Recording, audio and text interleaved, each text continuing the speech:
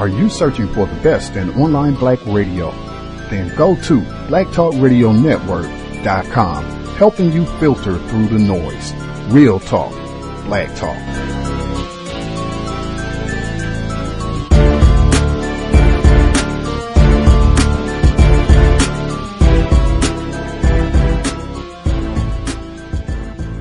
The internet is full of half-truths and all-out lies. We've all seen them, and many people on social media complaining about it. Here's your chance to show and prove. WorldAfropedia.com is a black-owned and operated encyclopedia. There are several thousand articles, but we need help. We can't uncover all the truth ourselves. So please, join us and become a writer, editor, or blogger for WorldAfropedia.com today. Every little bit counts. We owe it to the future generations to put the truth out there. Visit WorldAfropedia.com, the African-centered encyclopedia, a global database of African knowledge for the purpose of bringing about global African wisdom and understanding. WorldAfropedia.com.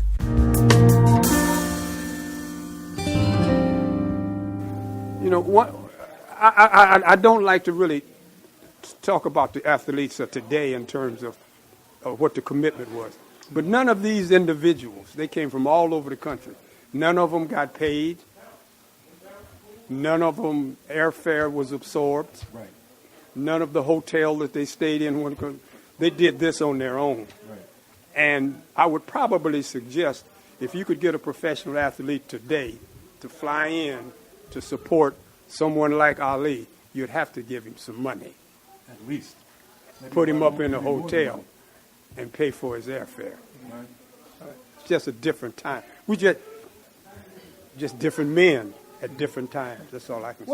I'm curious. Obviously, I wasn't in the room at the time. I was 14 years old. But what was it like? What was the tone of the conversation? Because you got as athletes, professional athletes. I think there were some guys there who probably they were a little skeptical. I'm sure there were some who believed him. I mean, what was the question? Like, was it a grilling? Well. I served 4 years in the United States Air Force as a cryptographic operator before I played professional football in college. So going to the military, I thought that was my responsibility and obligation. Bobby Mitchell was an officer in the United States Army. Jim Brown was a captain in the United States Army. So it was more than just a discussion about being a conscientious objector and not addressing the shortcomings of this country.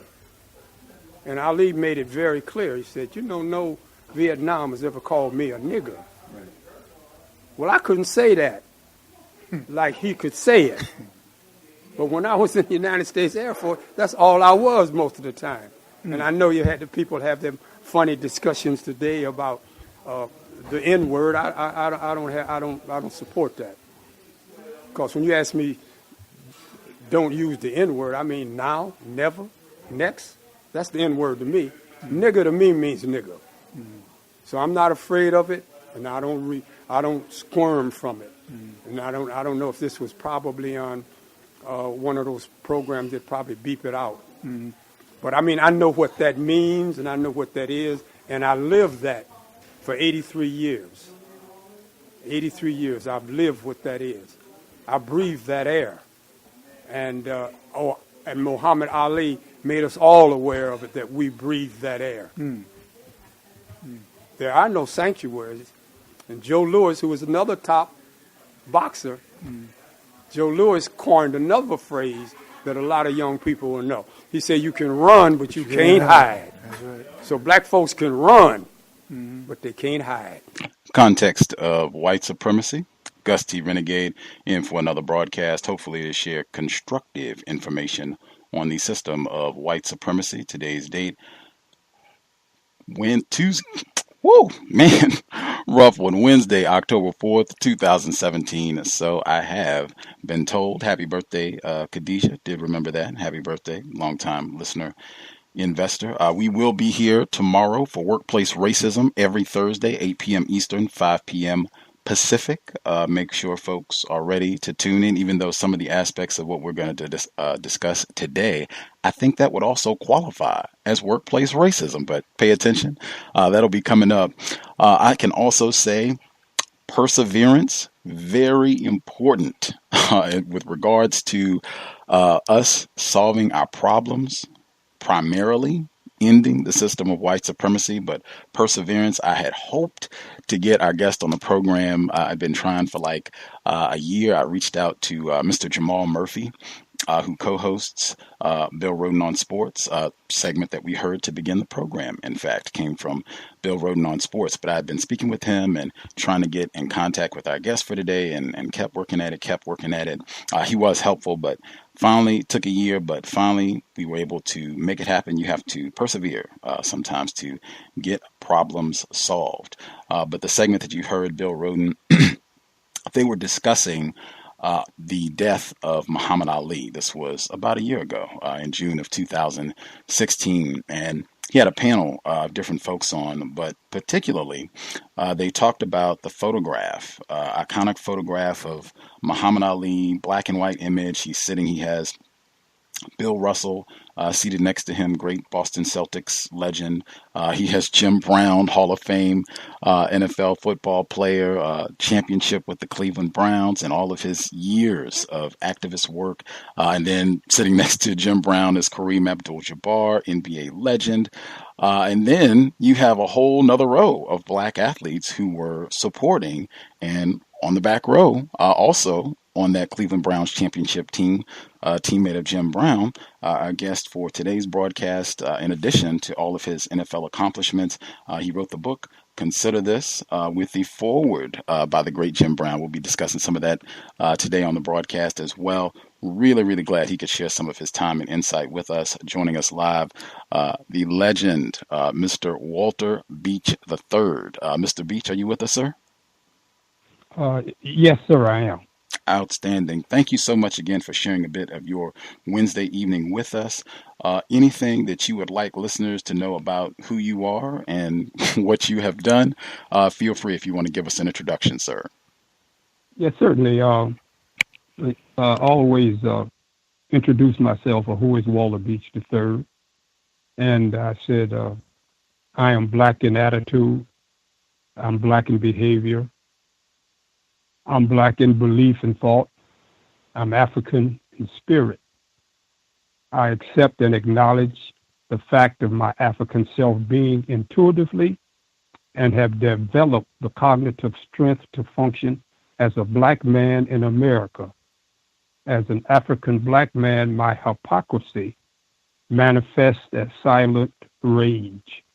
I must decide what my relationship to racism will be. There is no hint of servility in my makeup. I have an unbridled love for black people. I am a man of peace and love. I am a man of my people.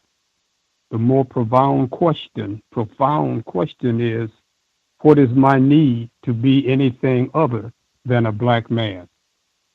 And I'll close this little statement with what they call divine utterance from the Hosea, which is an ancient Kemetic book. I do not speak falsely, for I am great. I do not act lightly, for I have weight. I'm not untrue, for I am the balance. And I do not swerve, for I am the standard. And that's who Walter Beach is in all aspects of its manifestations to maintain my personal sovereignty. That's it, Gus. Context of White Supremacy. I guess before we get started, a question that we ask all of our guests who come on the broadcast. I use the term racism and the term white supremacy. I use those terms as synonyms, and I use the same definition for both terms. The definition I use is as follows. A global system of people who classify themselves as white and are dedicated to abusing and or subjugating everyone in the known universe whom they classify as not white. Do you think such a system exists, and do you think that's an accurate definition? Yes, of course. I believe there's a system of white supremacy and racism. And I have no problem with that particular definition. I have also heard it definition given by John Henry Clark, and his definition is not that much different. So I'm very comfortable with it, and I'll share it with you later on in the program. I will remind you, we always appreciate clear definitions of what problem it is we're trying to solve. You said when you were giving your introduction, you talked about all of us having to establish our relationship to racism. You, Walter Beach III, what is your relationship to racism, white supremacy? Well, basically what I do, I affirm the essence of my complete total essence as a human being. And I take no particular comfort in the definitions that's been established by those who see black people or African people in a different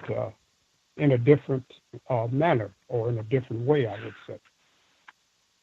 So I know who I am based on my early indoctrination. I come up in a community in Michigan where my indoctrinations were such that the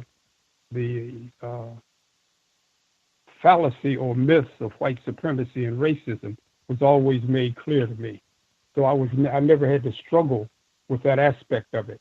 So I always knew that I'll use the word. I always knew that it was a lie. White supremacy is a lie. So that's basically how I was inoculated as a young man, and I came to terms with that very, very early in my development. I want to talk about, because and consider this your book, you have quite a few incidents from your childhood in Michigan. But before I get to some of those incidents, when you were speaking with Mr. Roden last summer, they kind of started the conversation, and it was about different wines. And you said, I don't drink. And it seemed like there was a stance behind why you don't consume alcohol, but you didn't elaborate. Is there a reason why you don't consume alcohol? It's probably a funny reason. My wife and all everybody in my family, I like sweets. So I could never consume alcohol because it wasn't sweet. It wasn't like Kool-Aid. I always needed a lot of sugar. So that's kind of funny way to deal with it. So I never liked the taste of alcohol. So I never drank. I never smoked. Just something that never appealed to me. That was basically.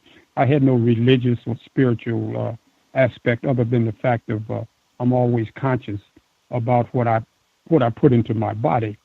So the body temple to me is very sacred. So I take care of it. Well said. You are 84 years old. Is that correct? That's correct. Taking care of yourself.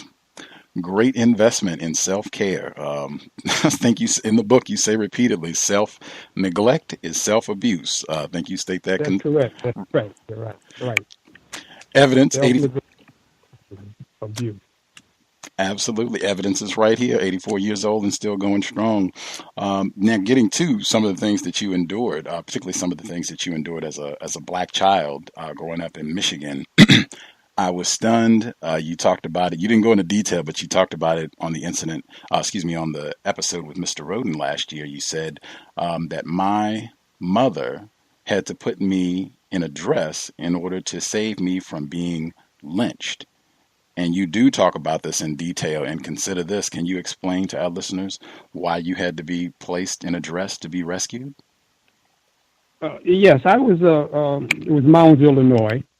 And I was about 9 years old, and we'd go to Mounds, Illinois, because that's where my mother was from, and we'd go down there to stay with our relatives. And that summer, and I don't know which particular term you refer to white people as, Caucasians, Europeans, or white people. So, but some white boy come up to my cousin and told my cousin that he was very fast. He could run fast. And my cousin, of course, said, well, my cousin can run fast too. So we had a race, and I won the race. And after winning the race, the white boy said, niggers should not be able to beat white boys running. And like I said, nigger has always been an offensive term to me. And as a 9-year-old and very emotionally, I hit the young man and kind of beat him up. And to me, it was just an incident of 9-year-olds fighting. When we got home, my cousin and I got home later that evening, my mother come up to me because some people had come to the house, the ministers and some other people had come to the house, and they were having a discussion, and I didn't know what the discussion was about.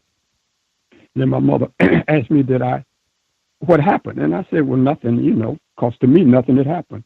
She said, well, did you get in a fight? I said, oh, yeah, we ran a race, and I won the race, and the white boy called me a nigger, and I hit him, and blah, blah, blah. That was that. So to me, it was kind of an innocent situation. And so they got busy putting, when the group came, putting me in my sister's dress and taking me and my sister back to Michigan. And that was an experience that I had, and did not really know the gravity of it until later, till later on when I understood what that particular system expect from black people, and not being totally clear about that as a 9-year-old. It became more and more obvious, and that's why I say that in my earlier statement, I don't have any illusions about this country. So I'm clear, and I always thought, pardon me, that clarity is very. I'm sorry, what I should just getting a little. You want to take a moment to get some water, or? No, I think I'm gonna be all right. My throat just got a little parched, but no, I just always thought that clarity is very important. Ashe, something we definitely appreciate on the broadcast here. Was that something that you said you didn't at the time as a child? You didn't recognize the gravity of the situation. Is that something that you talked about with your mom or your siblings later on? Yeah, with my father. My father was, when I said the gravity, my father had a statement. He'd tell me, he said, the things you can't anticipate and the things you can't control, don't worry about it. That was my dad. And he said, especially if death ain't on it, you don't worry about it. Well, for that particular experience, I didn't know death was on it. That's what I mean when I say I didn't grasp the whole understanding of it. And I had no idea that when two young men, 9, 10 years old, fight, that one of them could be lynched or lose their life. I mean, is that a normal expectation on this planet? Under the system of white supremacy, I would say for a black child, it could be. Depending on. That's the point I'm making. That's the point I'm making. That's the banality of racism is the evilness of the particular system. Is that so that was all I meant when I said I didn't understand the gravity of it. Yes, sir. Wow. But since that day, and here as 2017, I very well know what the gravity of what certain experiences are. In the book, Consider This, the chapter Folly, you talk about an episode where you just, again, doing something pretty trivial, skipping a day of school, frolicking with some of your classmates. You were a senior, closing in on graduation. I think a few seniors in high school have been known to skip a day of class. Not the end of the world, not something that is going to devastate your academic career. So you write, this is on page 47, bottom of 47, you write, so your parents, they have to accompany young Mr. Beach back to school in order for him to get back into class. So he writes, following my one-day suspension, they did what was asked of them and accompanied me to school to meet the principal. At that meeting, Mr. Thor sat behind his bulky desk and explained the reasoning behind our suspensions. While I don't remember his exact words, I have a clear recollection of his demeanor and tone of voice. He showed absolute disrespect and contempt for my parents, the two people I admired most. His disgraceful approach to my parents hurt me immensely. My heart ached as I witnessed my folks sitting quietly, taking his abuse because of me. They longed for me to graduate, so they respectfully bit their tongues and listened, weathering the storm. Anger turned to sadness while my mom and dad remained frozen like little school children. Mr. Thor continued to exert his pompous power as my parents bowed their heads, and it was all on account of me. We were keenly aware that he had crossed the line in exercising his authority, and yet my bewildered parents refused to call him on it. They were afraid and speechless. They clung to the belief that they could avoid damaging my future by remaining silent. I'll stop there. This event, the result, you ended up dropping. Oh, go ahead. Did you have commentary? Go ahead, Mr. Beach. No, I'm very interested because you've read the book and that thorough aspect of it. And as a 17, 18, 19-year-old, when you're in high school, you wonder why our parents care so much for us that they are afraid to address certain aspects of being disrespected. And like I said, I went from K to 12, and I love school. I was more than an adequate student in school, and I was more than an adequate athlete. So I loved school. But I took a little liberty with a couple of us, and we went up to Flint because it was a young girl up there named Rosemary Nayfair that I liked. So it didn't take that much coaching to get me to go. But to sit there and watch my mother and father have this white man, could have been a black man too, with the same attitude, talk to them in that manner, angered me. And it's the only time in my relationship with my father where he did not want me to enter the house, because at that particular setting, I got up and left. I removed myself from that situation. And when I got home that evening, my dad said that I could not come into the house. And of course, he and my mother had a discussion, and she was crying. And finally, I did enter the house. And a few days later, I joined the United States Air Force. So I did not graduate from high school. Subsequently, I got a GED, and of course, went on to college, high school, college, and law school. But that was an incident that also rang true in my experience, and I found it kind of interesting because my father never went to the movie, and the reason he didn't went to the movie, there was 5 movies in Pontiac, and as a kid, we'd go to see the movies. They used to have chapters of Johnny McBrown and Cowboys and all that. And again, part of my understanding is that we were always pulling for the Cowboys and not the Indians. That's probably part of that psychological and conditioning. But anyway, my father, I said, well, when I go to the movies, he said, I don't go to the movies. I said, well, Daddy, why don't you go to the movies?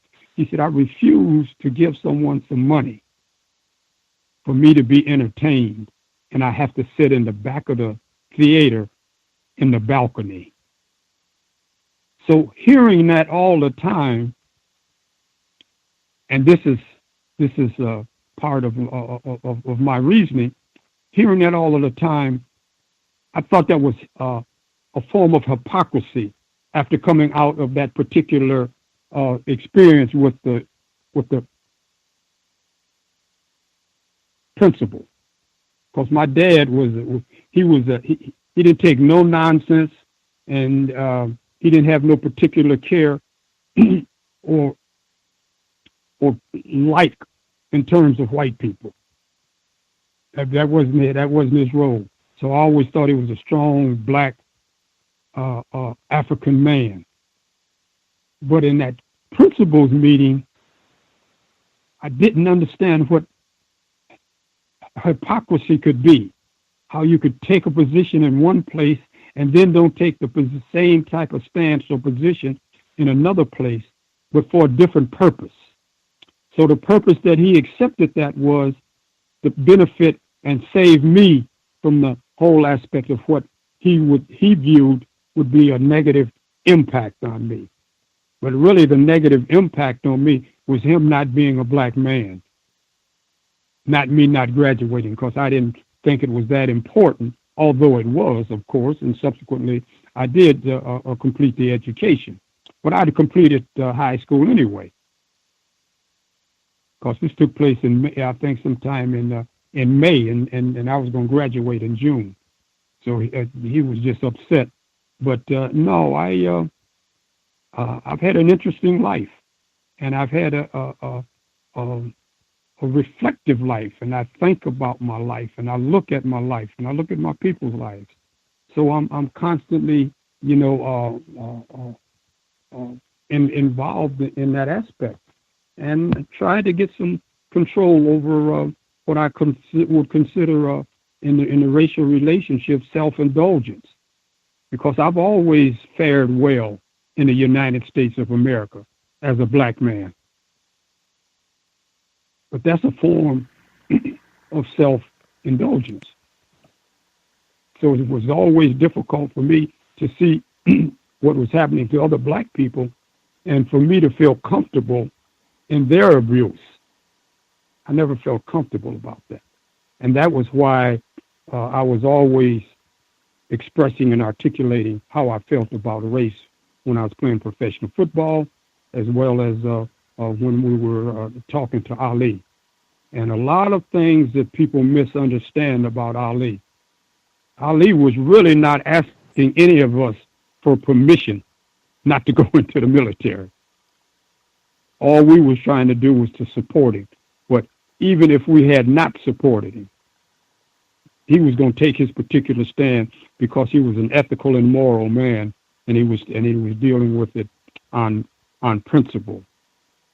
And today, what I was saddest about is that when Ali died, all of the people who kind of boosted up and said how much they thought about Ali. In 1968, they didn't have that attitude about Ali. White folks wasn't impressed with Ali. All them congressmen and senators and that went to the funeral and all of those individuals talking about what a great man he was in 1968, that wasn't their position.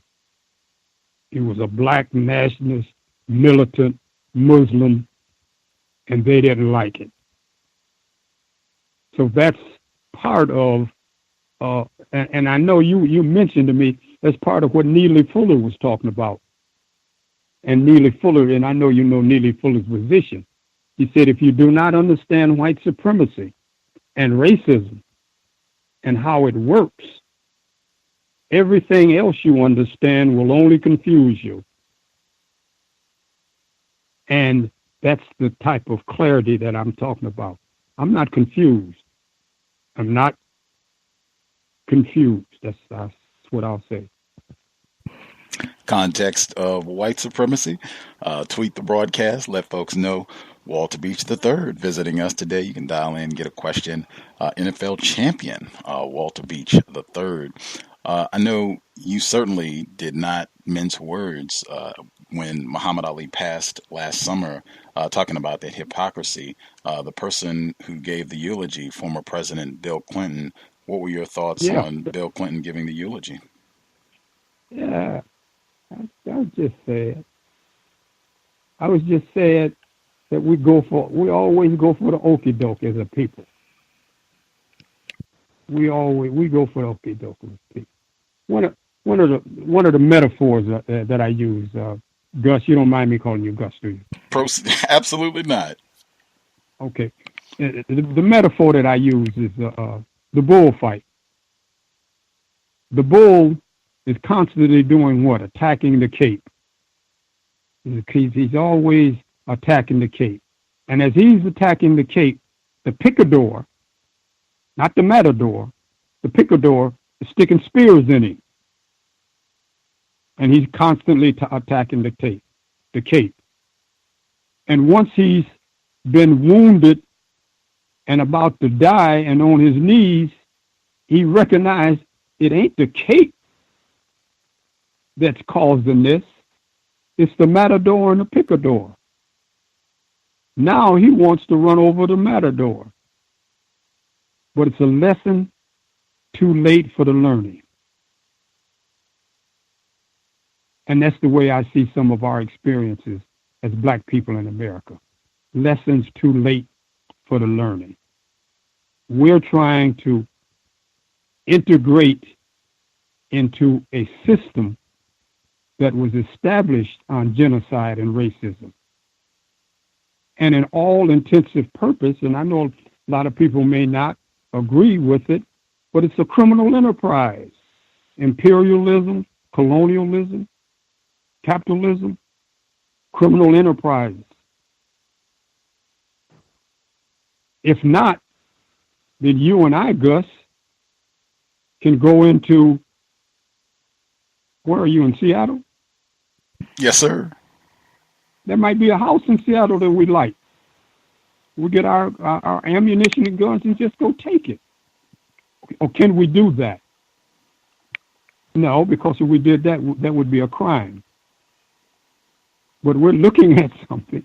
We're looking at a criminal enterprise and we refuse to address the realities of it. And in those realities of imperialism, colonialism, capitalism, deeply embedded in that is racism. And all I'm saying, those are unassailable facts of history. So we get mad at people when they start talking about history. I'm not saying this. History's saying this.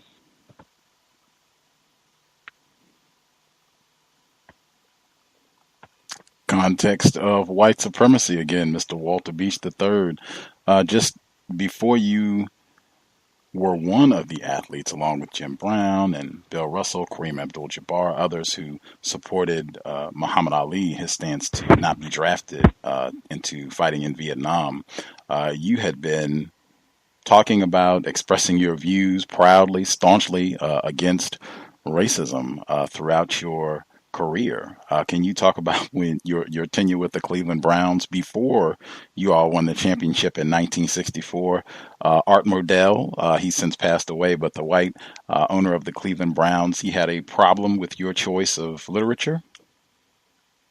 Yeah, well, let me go back. I was drafted by the New York Giants, and I was released by the Giants, and I went to the Hamilton Tiger Cats up in the Canadian League. And then Lou Saban, the young man now is I think Saban is the coach of Alabama, one of the big schools. But anyway, he was a child when his dad brought me into Boston. So I played 2 years in Boston.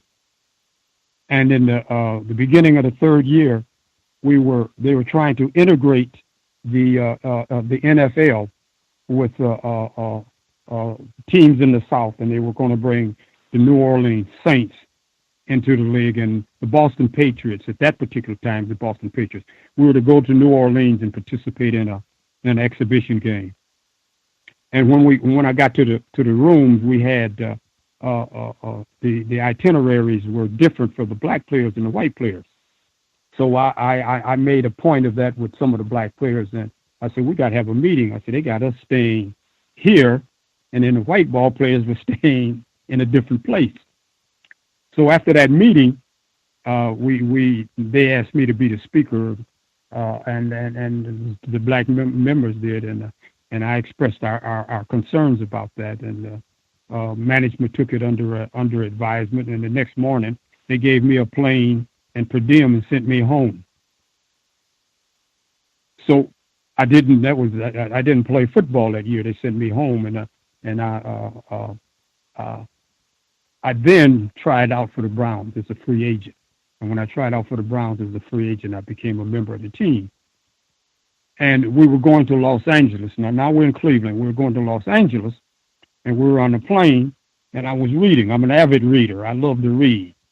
I spend most of my time reading even today. I'm not a voyeur. I don't watch televisions or things of that nature that much. But anyway, I'm reading a book, and Mr. Modell, the owner of the Cleveland Browns, he came by walking through the aisles, and he asked me, he said, well, Walter, what are you reading? I said, showed him the book. I said, I'm reading this, The Message to the Black Man by the Honorable Elijah Muhammad. He said, well, I don't want you reading that book. And I said, okay. And he left, and of course, I continued to read the book. So maybe about half an hour, 45 minutes, he came back through, and he said, you're reading that book? I said, yes, sir. He said, these are the exact words. I thought I told you I didn't want you to read that book. And I said, you did. I said, but I thought you were joking.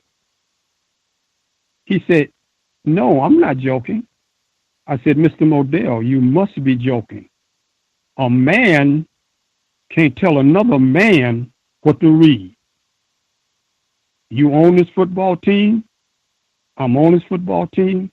If you don't want me on this football team, when we get to Los Angeles, give me my flight, my ticket back, and I go. I said, but don't you ever think you own me and you can tell me what to read. And of course, that was the end of that discussion. I subsequently played another 4 years, but I never had another discussion with him. Professional football, and we started off about this, professional athletes, if you with the Warriors or with the Cleveland or with the Rams, football is what you do. That ain't who you are. Football was what I did, but that ain't who I am. Now, I don't know, and I say that because people talk about today as opposed to, I don't know. I ain't never got $1 million or $2 million or $20 million to play football. And I guess a lot of people say, man, if they gave you $20 million a week, you wouldn't be saying all that stuff. I said, I don't know whether I would or not, but I believe I would. Because, again, this is my dad talking. He used to tell me, he said, boy, you make money. Money don't make you. See, that's what I'm talking about, indoctrination. That's how I was inculcated from a man who said, man, money don't make you. You got to be a decent human being. And that other stuff, and man, at 84, that's when all that kicks in.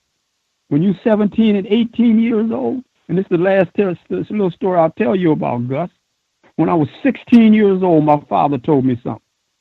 And you know what my response to me was? I told myself, I said, Daddy don't know what he's talking about. And when I got to Germany, the United States Air Force, when I was 20, an incident occurred. And soon as I saw it, you know what I said? That's what Daddy was talking about. See, I hadn't experienced it, but he had. And he said, when this go down and it go down like this is what's going, this is the reality of the truth of the situation. So sometimes you get messages, man, and you don't really know where they fit in your life. But my father's message to me has always been that, boy, if you're going to be on the top, be the top of the top. He said, if you're going to be on the bottom, be the top of the bottom. See, and the one thing that he taught me, he said, man, you can't be scared. I said, I'm not afraid. That's just the way that I was reared. And I'm comfortable with it.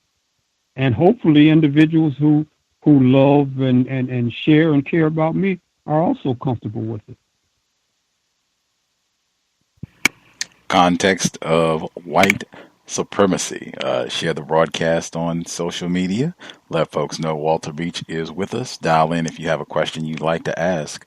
How long was it before that separation policy where black people had the inferior lodging and whites got to stay in the nice air-conditioned, spiffy hotel? How long was that? How long was it until that policy was changed in the NFL? I'm not certain. But when I went back, when I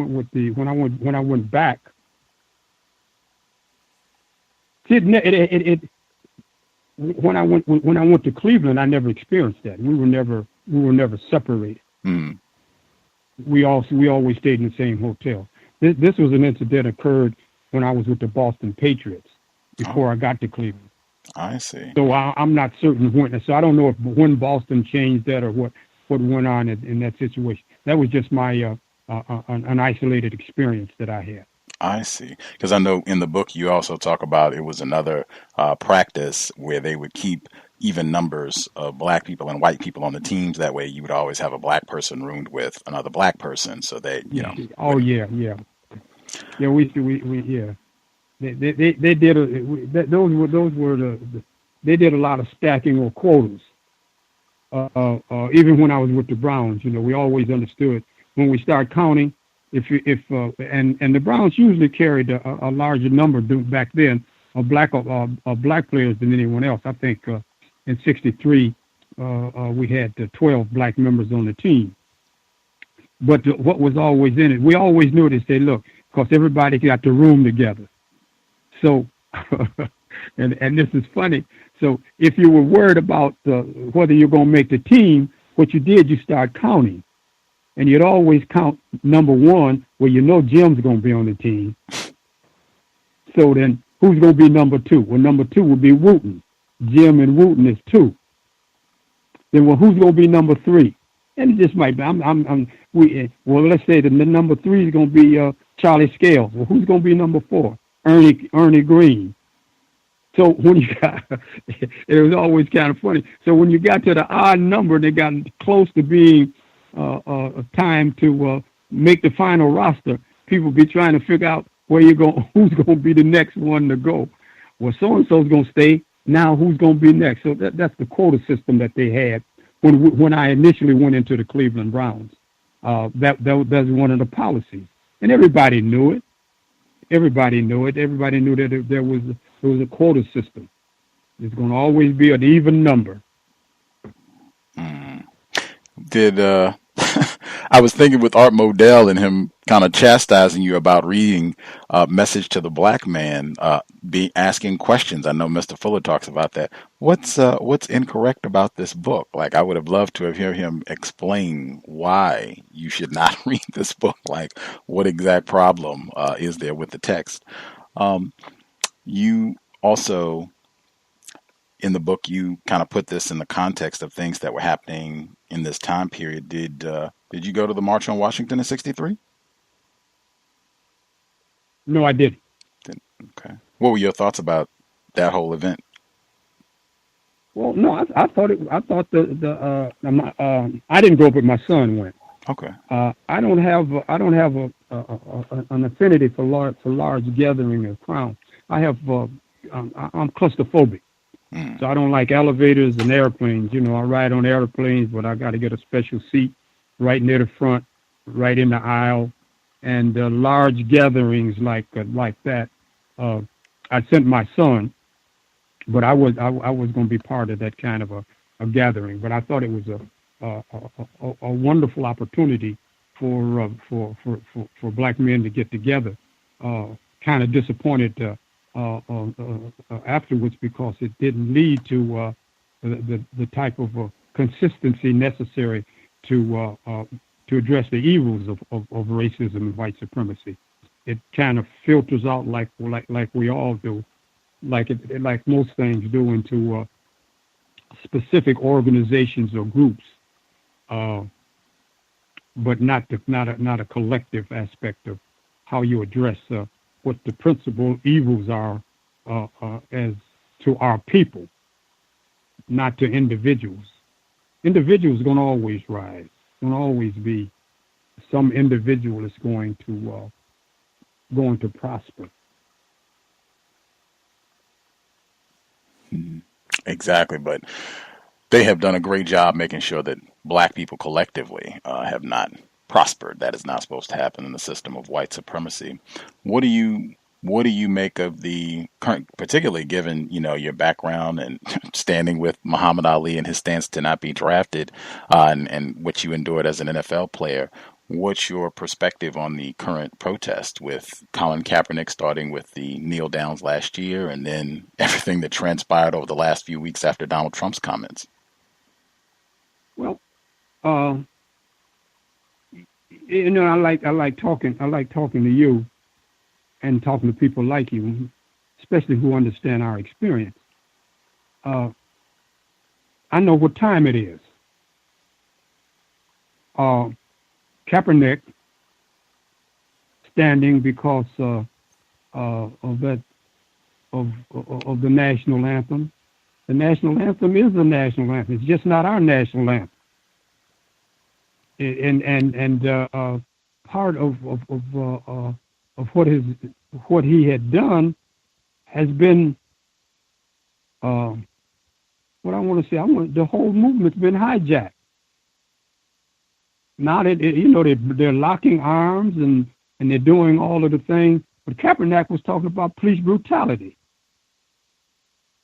and you're not hearing any discussions about that. You're talking about that's part of that magic, man.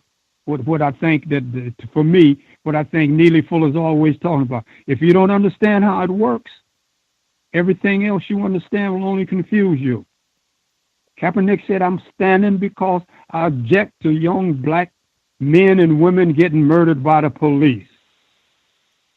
And you have not heard a word about young black men and women getting murdered by the police.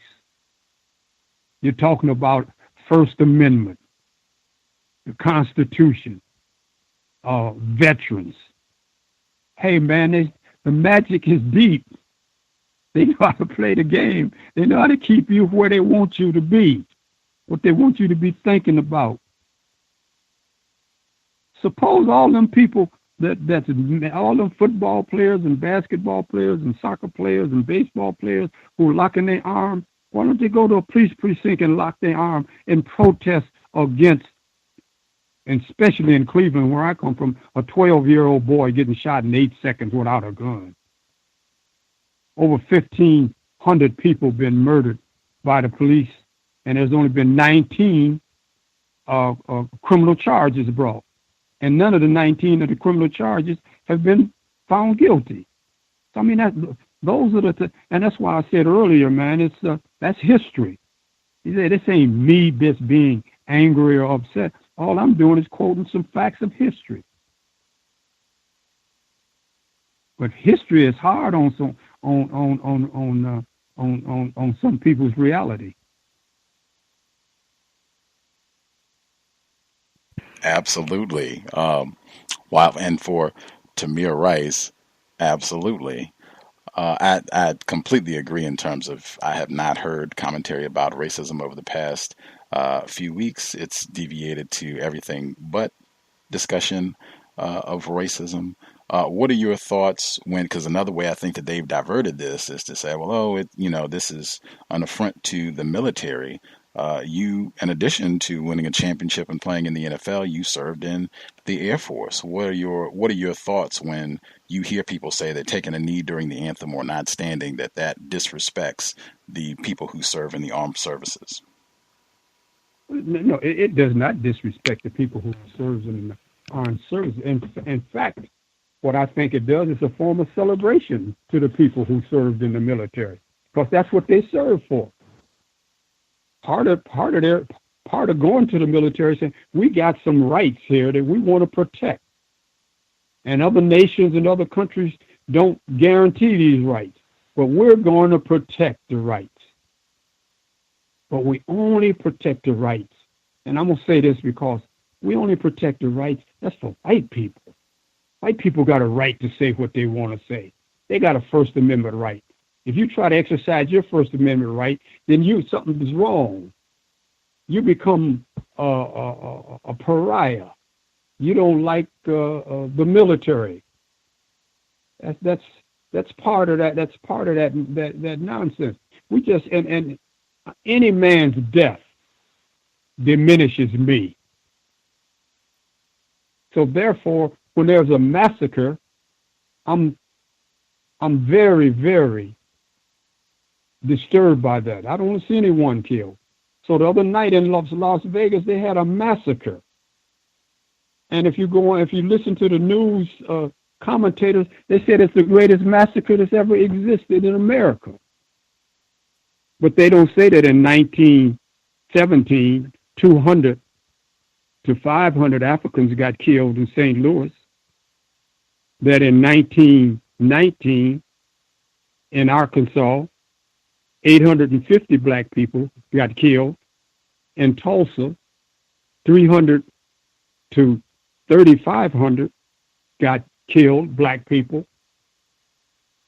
In Rosewood, in 1923, 150 black people got killed. So how could what happened the other night be the greatest massacre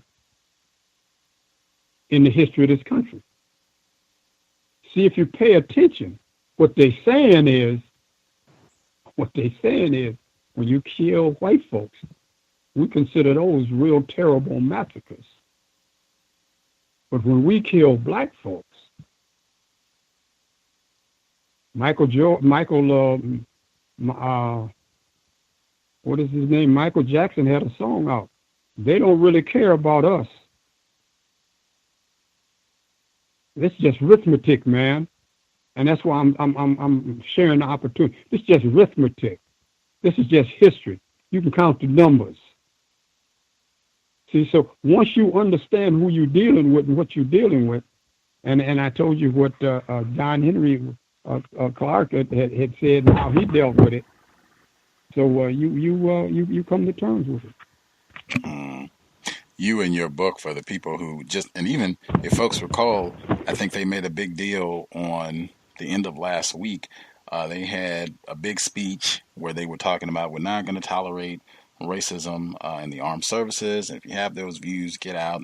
This is great. This is the type of talk that we need. People being forceful. And I put that even with all of the commentary about people saying if you take a knee, you are disrespecting the troops. I said, well, I think that ignores you have a lot of black people who serve in the armed services, and they practiced racism against a lot of black people who served in the armed services, both while they were serving and once they got back, including Walter Beach III. You write in the text, you include an incident. This is on page 89 of Consider This, where you had been called a nigger, not the N-word.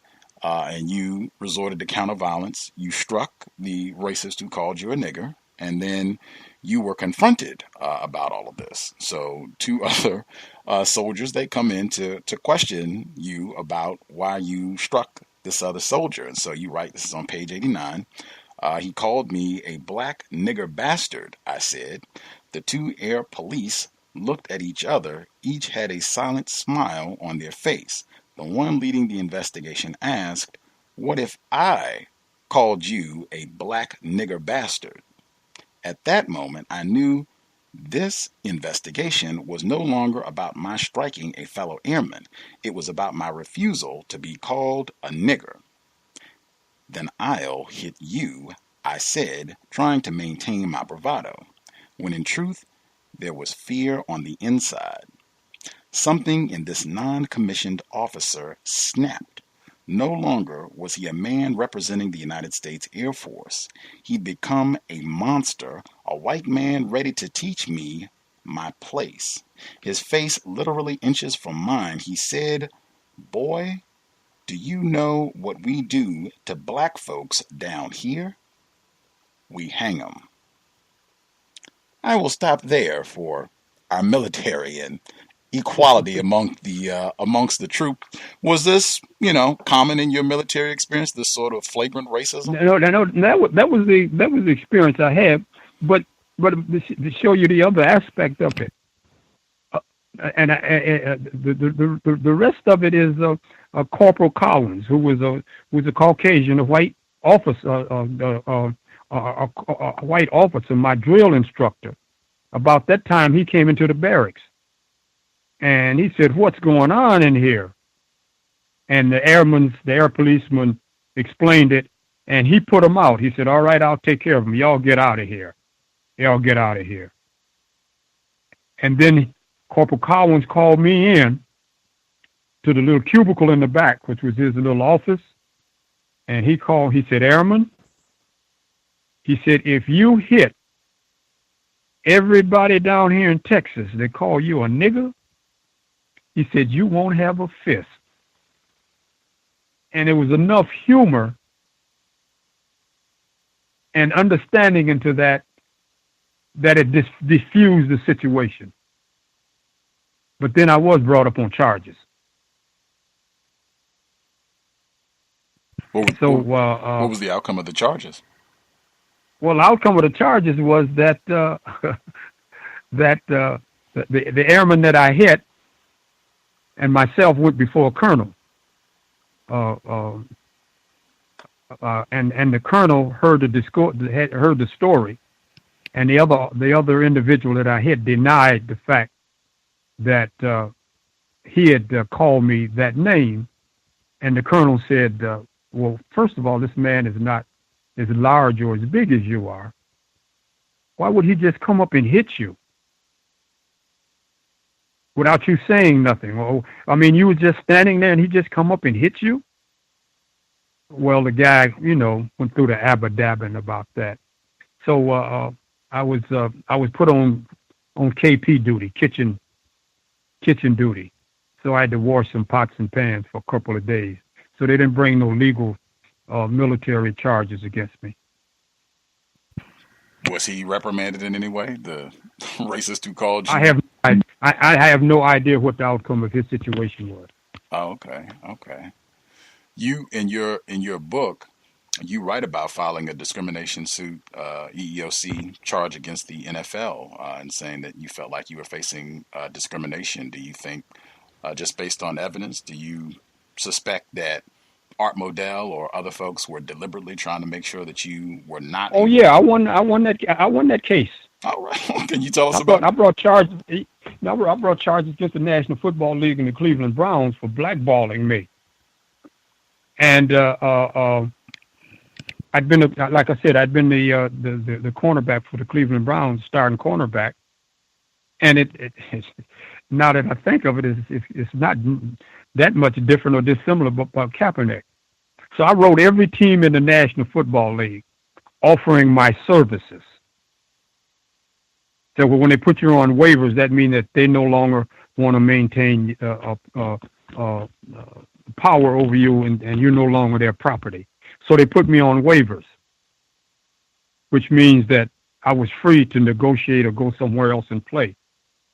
And what happened when they put me on waivers, several teams picked me up off of waivers.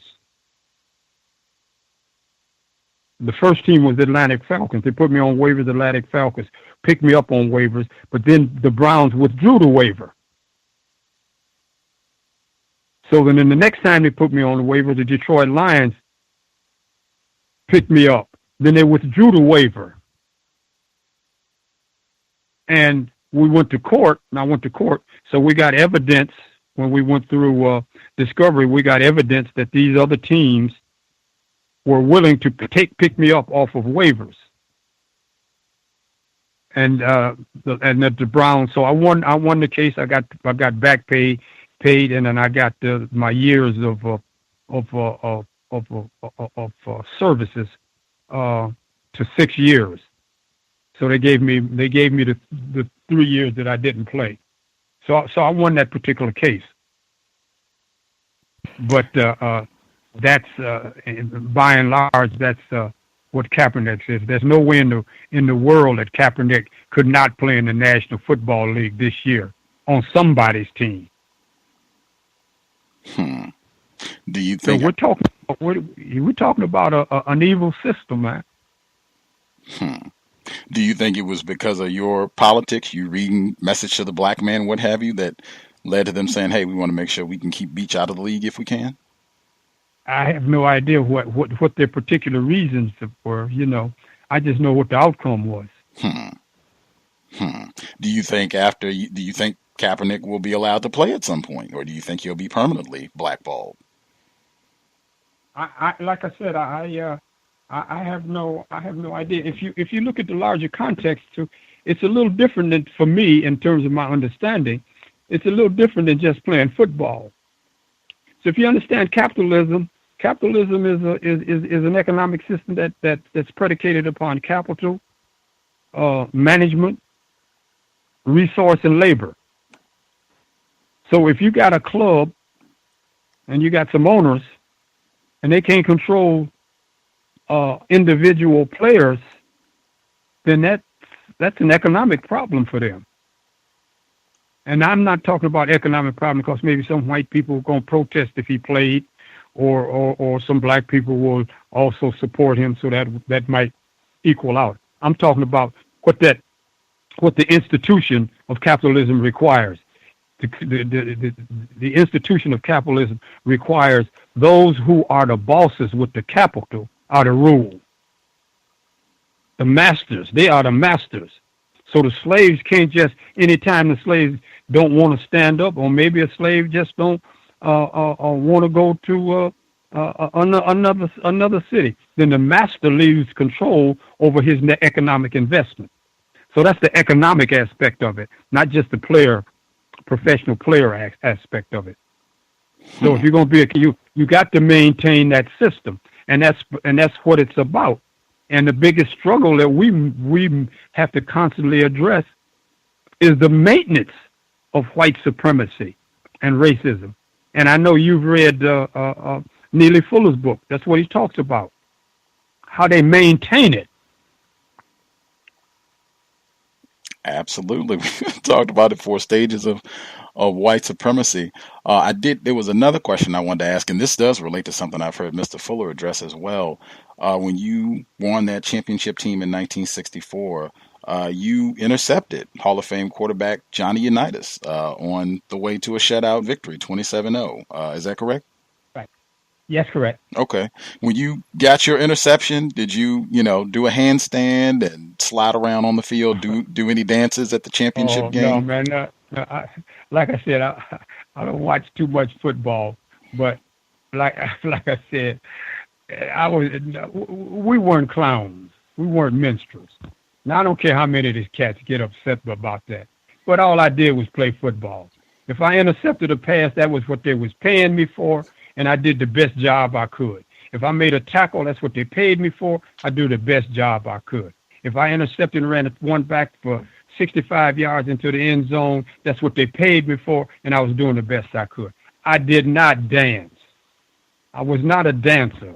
I was not an actor. I was a professional football player. Now, that's just my personal assessment about playing football. Like I said, I don't watch much sports, but I do not like to see guys get up and jump up and dance and clap their hands because they made a tackle. That's what you get paid for. That's your job. So why are you celebrating? Now, how many young men, and I'm going to give that to you, and it's really not a rhetorical question because I want to get an answer for it. How many defensive cornerbacks, that's what I was, when somebody throws a touchdown over them, how many of them dance? You I like haven't seen dancing? Why that. don't you dance?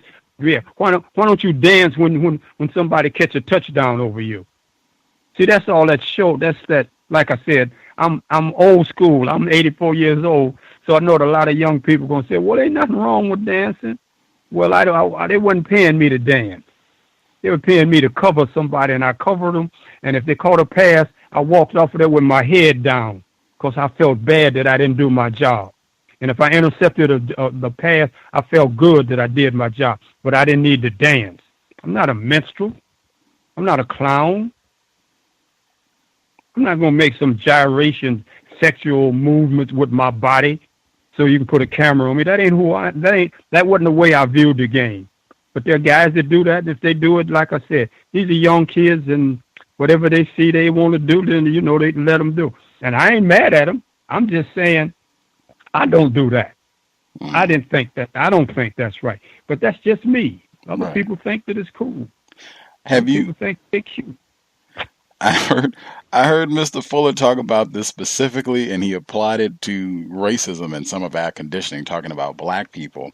The question I wanted to ask, I even have a little audio segment of Mr. Fuller saying this. I wanted to play it for you and get your thoughts. But the question I wanted to ask is, in terms of like what happened with Leon Lett at the Super Bowl a few years ago, where he was running down, they had a big lead and they were going to win the game for the Cowboys. And he started celebrating at about the 20-yard line, and he ended up getting caught, tackled, and he fumbled the ball right at the end zone, lost it. They still won the game, but I mean, it's just one of those type moments where somebody is. I don't know anything about that incident, but I really would be pleased to hear Mr. Fuller. I read his book, The Pendulum. I have it in my library. Oh, okay. But I love to hear his voice. Oh, well, I just read his work. It's coming right up. The question wasn't about that play specifically. The question was, have you ever seen a white football player at the collegiate level or the NFL level start celebrating at like the 25 or 20-yard line and then fumble the ball or get tackled before they actually scored? Have you ever seen a white football player do that? No, I haven't. Okay, I'm trying to ask football legends now, or anyone who watches football. I have never in my life seen a white football player, collegiate level or NFL level, start celebrating at the 20 or 25-yard line and then fumble the ball, lose it. I have seen black players do that all the time. It happened 3 times just last weekend alone in the NFL, no less, where people get paid lots of money, where they started celebrating at about the 20, fumbled, didn't even score the touchdown. In some cases, they lost the ball. Some places, the other team, the fellow offensive player recovered, but totally messed up the play because they started celebrating at about the 20. Neely Fuller Jr., he talked about this specifically, and I think he noted, too, he had never seen a white player do this. He's only seen black players do it. This is Mr. Fuller talking about it, and we'll get Mr. Walter Beach's comments afterwards. Neely Fuller Jr. about black NFL players celebrating. But you take even the football players, the white people know it so much about us that they, make restrictions on it about the football game, even though people say it's just a game and all like that. But they are saying, that it sends even a deeper message. It goes to show you how primitive we are.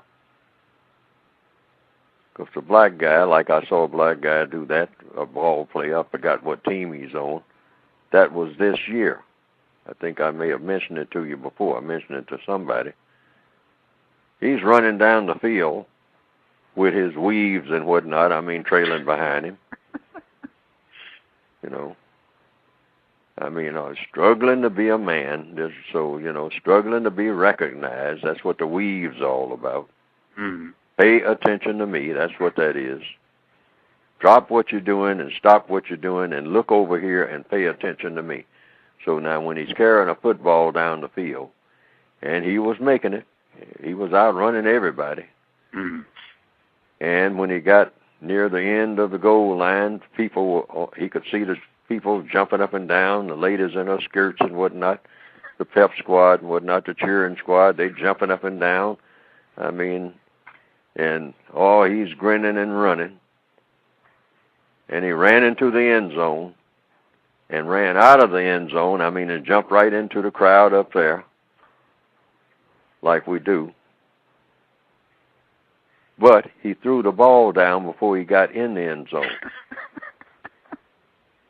And the people were screaming and yelling, I mean, you idiot and whatnot, and he's still running and grinning because he wasn't aware that he threw the ball down. Mm-hmm. And that's the story of black people's lives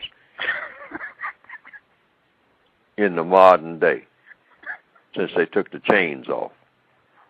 Too quick to celebrate and haven't done nothing but dropped the ball. In fact, threw it down. Concentrating on a celebration more than the accomplishment. And that's the story of our lives. Neely Fuller Jr. concentrating on the celebration more than the accomplishment. Now you've heard him. What are your thoughts, Mr. Beach? I have to say, far be it for me to not agree with Mr. Fuller, but I agree with that characterization, and it comes out of a very complex aspect of what basically I call functional schizophrenia behavior. I think that black folks are quite often function in a schizophrenic manner. They say they like Pepsi, but they're drinking Coke. They say one thing, and when you come out of a situation where there's not a lot of love given to you, you come out of a situation where there's a great deal of poverty orientation, and then your expectations get skewed. You begin like he said, you begin to celebrate around things you don't need to celebrate. I always one of the things that I believe that's kind of consistent with what Mr. Fuller's talking about is that if you I call it a personal term that I use, I call it cloaking. I say black folk, black brothers, men, they cloak all the time. They're always hiding. If and I don't know what your experience has been, but these are my experience out in the street. Brother, when you meet some brothers in the street, they got more women love them based on what they believe than who actually have those connections. We always want things to be bigger, or we can show ourselves bigger than what we are. And that's because we've been kind of conditioned to those artificial situations. Those are artificial situations, And like he said, your purpose is to get the touchdown. But if you have some kind of skewed thought process, then that skewed thought process is your purpose becomes to celebrate. And sometimes you forget what the mission was on, what the mission was about. And we have to keep focus on what is the mission. So for black people, to me, the mission is freedom. The mission is not to be integrated into a particular situation. So are we to say that our lives were controlled by the dominant paradigm of racism and white supremacy still exists? Guy told me the other day, he said, "Man, you ought to be glad because you're better off than your father, because that's what all the progress black people have made."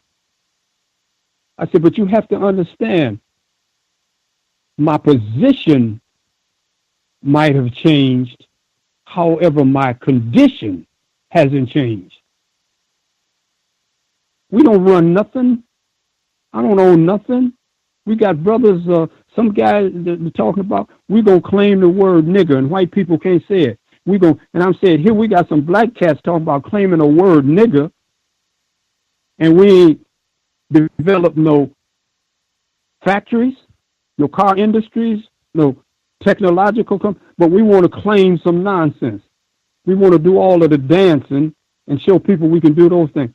That's where I'm in agreement with Mr. Fuller. You and Mr. Fuller, you all are about in the same age range, in about mid mid 80s. He was in the Korean War. I think you'll have probably a similar trajectory in terms of some. Yeah, I didn't go to the. I mean, I was in the Air Force, so I went to Germany during the Korean conflict. And like I said, I was a cryptographic operator. So I used to encipher and decipher coded messages, and I had a top secret clearance. And my father and my uncle told me, said when I told them I was going to quit school and go into the Army, they said no, go into the Air Force, and because they're going to give you a battery of tests. And I took the battery of tests, so I was sufficiently competent to move that way through the military. But yeah, we're about the same age because I just didn't go to Korea. He did radar. He was on a radar site in Japan in the Air Force. I think he used similar logic. RSM, radio squadron, RMS, a radio mobile squadron. That's what I was in too, but I didn't do the radio. I did like I said, I enciphered and deciphered cryptic messages. But that's the kind of unit I was in too, a radio mobile unit. I see. Context of White Supremacy. Again, our guest, Mr. Walter Beach III. If folks have a question you would like to ask, his time to summit with Jim Brown, Kareem Abdul-Jabbar, Muhammad Ali, talking about his refusal to be drafted or his thoughts on the current protests, his book, Consider This, what we've been talking about for the hour. Feel free to chime in. The number 641-715-3640 and the code 564-943#. Press *6 if you would like to participate. See a few folks dialed in with a hand up. Try and get our questions as we go. The person who dialed in 4243, is this read in Ohio, no less? Is this read in Ohio? Yes, and thank you for taking my call. Thank you, Mr. Beach, for coming on the show. I just had a few questions, more pertaining to your life in Michigan. The first question I had was when I was younger, my great-grandfather, he would have been in his late 90s, if he were still alive, he would speak about him and his father seeing basically like Klan marches, marching down the street, and like Gus said, I'm in Ohio. And I was wondering if you have ever seen anything like that or encountered anything like that, maybe up in Michigan. And then the second question, also basically about my great-grandfather, there's like a rivalry. I'm not sure if you know of it. Most people from Ohio and Michigan know there's a rivalry between Michigan and Ohio. And typically people who are born in Ohio, they like Ohio State. Michigan people, they like the Wolverines. So, yeah, but my grandfather, he was born in Ohio, but he didn't like Ohio, and he said his reasoning was because Michigan, when they actually started having black players, they would at least give their players some time on the field, and he had also said that was probably the reason why they originally were the ones who were winning most of the games during the beginnings of the rivalry. So those are and I just wanted to know if maybe you had heard of anything like that. And those are my two questions. Thank you for taking my call. Okay, no, I thank you. First of all, I asked the first question. My grandfather from Franklin, Tennessee. So when I was a young man, my grandmother, my grandfather, my sister, and my mother, when we would visit Franklin, Tennessee, we sit in the dark. And the reason we were sitting in the dark, there were some Klan rallies passing by the house out on the road. So as a young man, I saw the Klan, but I never had no particular contact with them. And that is as close as I got to seeing the Klan. But I want to also share that before I go to the next point about Michigan, is that my grandmother in Franklin, Tennessee, her name was Ola Mae Beach. And Ola Beach, because my grandfather, of course, married her, but she was aware prior to that. My grandmother used to tell me when I was in Michigan, when she was in Michigan and I was 10, 11 years old, she used to say that she was the only black woman that could walk on the wooden sidewalks in Franklin, Tennessee. And I'd ask her, I said, well, Granny, why were you the only one? She said, because your granddaddy had a bandolier across his chest, a shotgun, and a pistol. And he walked in the middle of the road and said, my wife will not get off of this sidewalk, the sideway walk, for anybody and walk in the mud. And she said, this is my grandmother, she said, she called me June. She said, in June, I just strut up and down the what you call. She said, because Beach, that's what she called my grandfather. She said, because Beach didn't play. Said he's not getting off. And in that town, Franklin, Tennessee, my grandfather had the reputation of being crazy. They would say, Beach is crazy, because he walked the street with a shotgun, bandolier across his chest, and a pistol.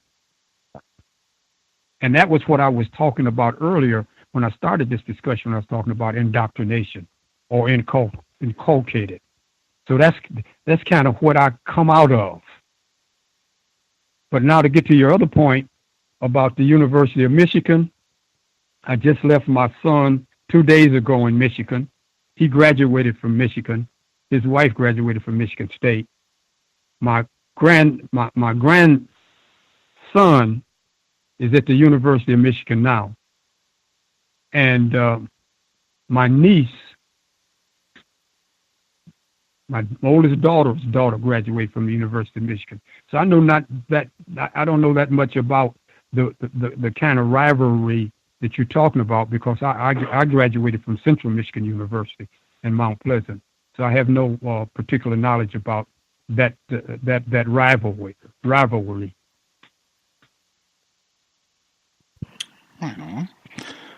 Appreciate that, Red. Let's see. Caller, I think this is Thomas in New York. If you had a question for Mr. Beach, your line should be open. Thomas in New York, did you have a question? Good evening, Gus, and good evening, Mr. Beach. I do. I have 3 questions. Hopefully I can get them all in. As a former football player, professional football player, what do you think would have happened if the NFL players, instead of kneeling last week, decided not to play at all, just took that day off, didn't show up at the stadium? What do you think the ramifications would have been? Well, that's an interesting question. I have no idea what the outcome of that would have been. But one of the things about the uproar or about kneeling is that why people are upset, and it kind of for me, I kind of suspect that most of it is talking about if you hire Kaepernick and he kneel, then people ain't gonna come to the game. Again, what people ain't coming to the game? White people may not come to the game, but black people come to the game.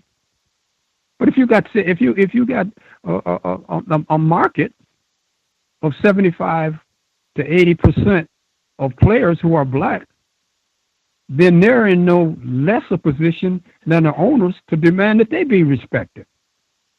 But I have no idea what would happen if you could garner that kind of intellectual courage and energy to do something like that. It would be interesting to see what the ultimate outcome would be. Okay, as a former professional athlete, sorry, that was the same question. In my opinion, the NBA players, due to their collective bargaining agreement, they have a lot more power than other black professional team sport athletes. The stance the NBA players took during Donald Sterling incident, and now you see LeBron and Curry and other players talking about this Donald Trump incident. How do you view their actions? Well, I think that both of them are the two of them are standing firm, and I think that they got other players who are outspoken. I said, but the real thing that bothers me the most, and I'm gonna say this, because the president, Donald Trump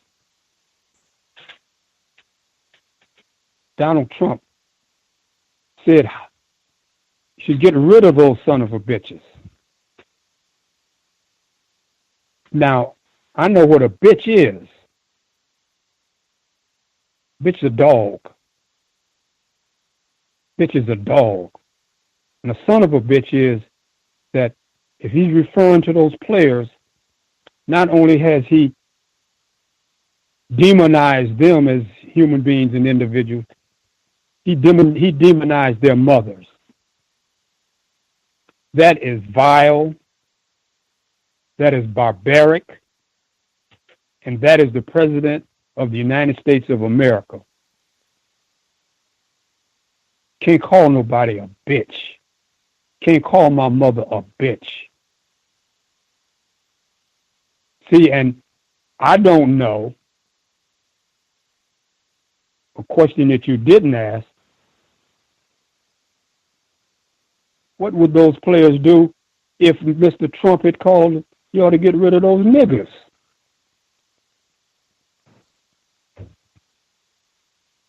The niggas a created word. White folks created the word. They constructed the word nigger.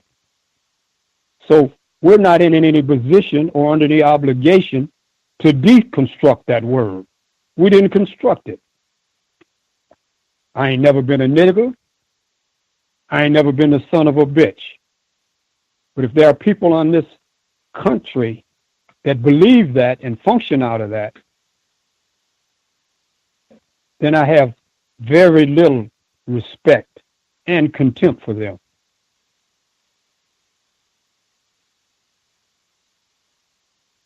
Do you have one more question, Thomas, in New York? Yes, I did, Gus, and thank you for your answer, sir. Once again, as a former athlete, when you look at the endorsement money that gets thrown at the athletes today, and you look at how much more the corporations make than the actual athletes, and you see, I know you said you don't watch television too much, but there's a basketball player named Lonzo Ball and his father, LeVar Ball, and they're coming out with their own sneaker.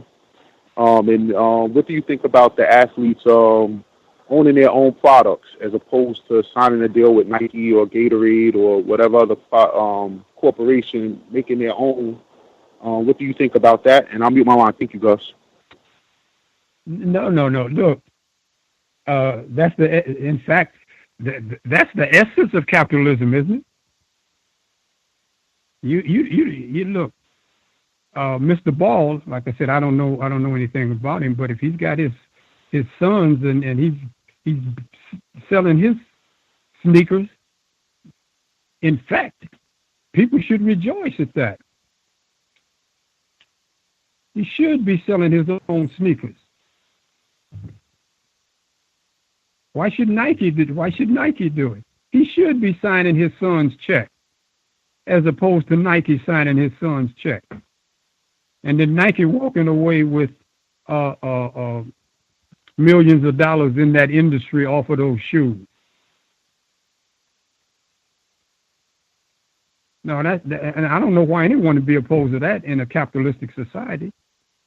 That's just good economics. Makes sense to me. Okay. The person that dialed in, I think you are on the vote line. Did you have a question for Walter Beach? You should be with us. Hey, how's it going, Gus and Mr. Beach? How are you today? Right, poorly. Fine. All right, that's great. So, Mr. Beach, my question was in regards to CTE. That is the brain disease or brain condition from repeated head injuries. Just looking at the evidence, it's getting hard to dispute the fact that football is causing brain damage to the people that are playing it. And knowing that a large number of black boys are currently engaged in high school football, and some are even starting football as young as age 5. And even the research out of that is showing that they, these males, they're coming under severe head trauma in their early developmental years. And just the side effects from all of this lead me to believe that maybe football might not be the best course of action for young black boys anymore. It's looking like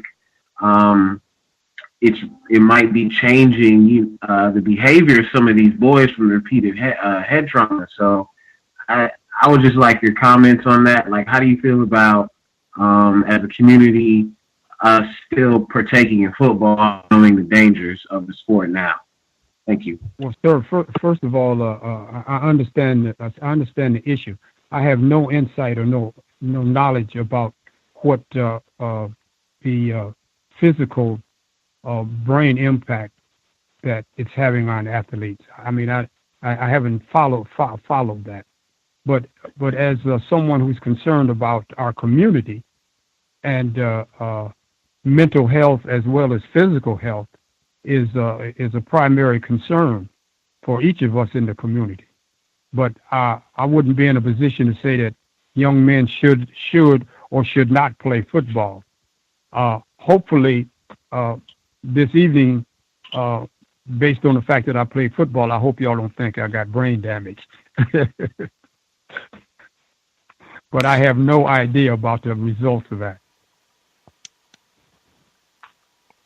Okay, I see. Thank you. Appreciate that. The person that called in, last 4 digits, 7722. Did you have a question for Mr. Beach? You should be with us. Yes, thanks to the host, yes, Mr. Beach. My question was, I have 3 questions. My question was, I can't hear regarding. Yeah, your line. Can you hear me? There was a little distortion. Can you hear me better? Go ahead, try it again. Okay. Yeah, can you hear me now? Is that better? That seems better. A little better. Okay. Your statement that you made earlier regarding the mission to be freedom, do you think that there is constructive value in non-white or black people watching sports? Do you think that there's any constructive value in black people watching sports? Constructive value in watching sports? Yes. Well, yeah. What do I think is any value in it? Yeah. Do you think there's any constructive value getting us towards freedom, the mission of freedom? I'm sorry. Do I think that there's any value for people who are watching sport that it leads toward freedom? Yes, black people specifically, non-white people, black people specifically. Okay. No, not if that's the only particular activity that you do that would lead you to freedom. Then watching sports would be diametrically opposed to leading you to freedom. Hello? Did you understand what I was saying? Yeah. Yes, sir. No, I mean, if you're gonna watch sports and it's gonna be entertainment and you're trying to get out from all of the pressures of the day, well, I don't see anything wrong with that. Like I said, I don't watch sports. I'm not a television watcher, but I don't see anything wrong with it.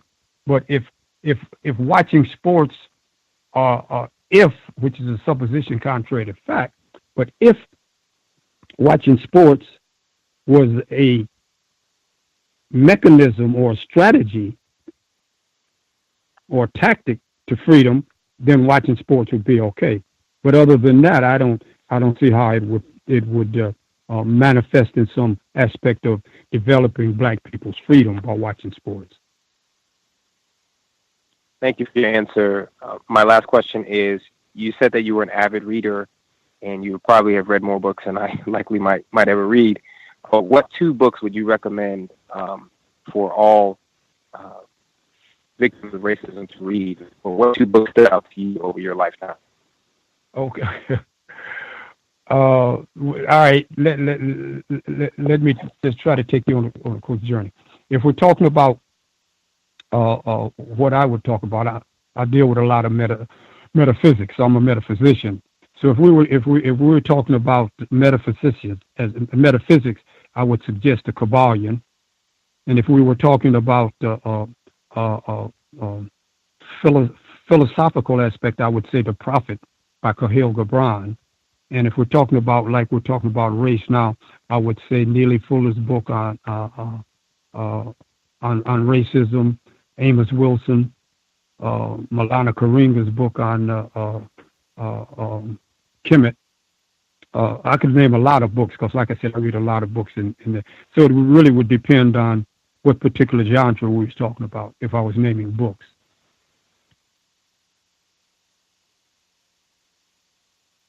Thank you very much. I appreciate it. I'll take my call offline. Yes, sir. Okay, thank you. Caller at 1553. 1553. Did you have a question for Mr. Walter Beach III? You should be with us. Yes. Hey, how you doing, Gus? Mr. Beach. Yes. My question isn't anything to do with football. When I try to introduce friends and family to get a better understanding of racism, as I'm also learning, and I introduce them to Francis C.O.W.S and Gus T Renegade, Nelly Fuller, and more. I get the response, are you trying to? I'm not trying to hate white people. That's their response. They think that I'm trying to get them to hate white people.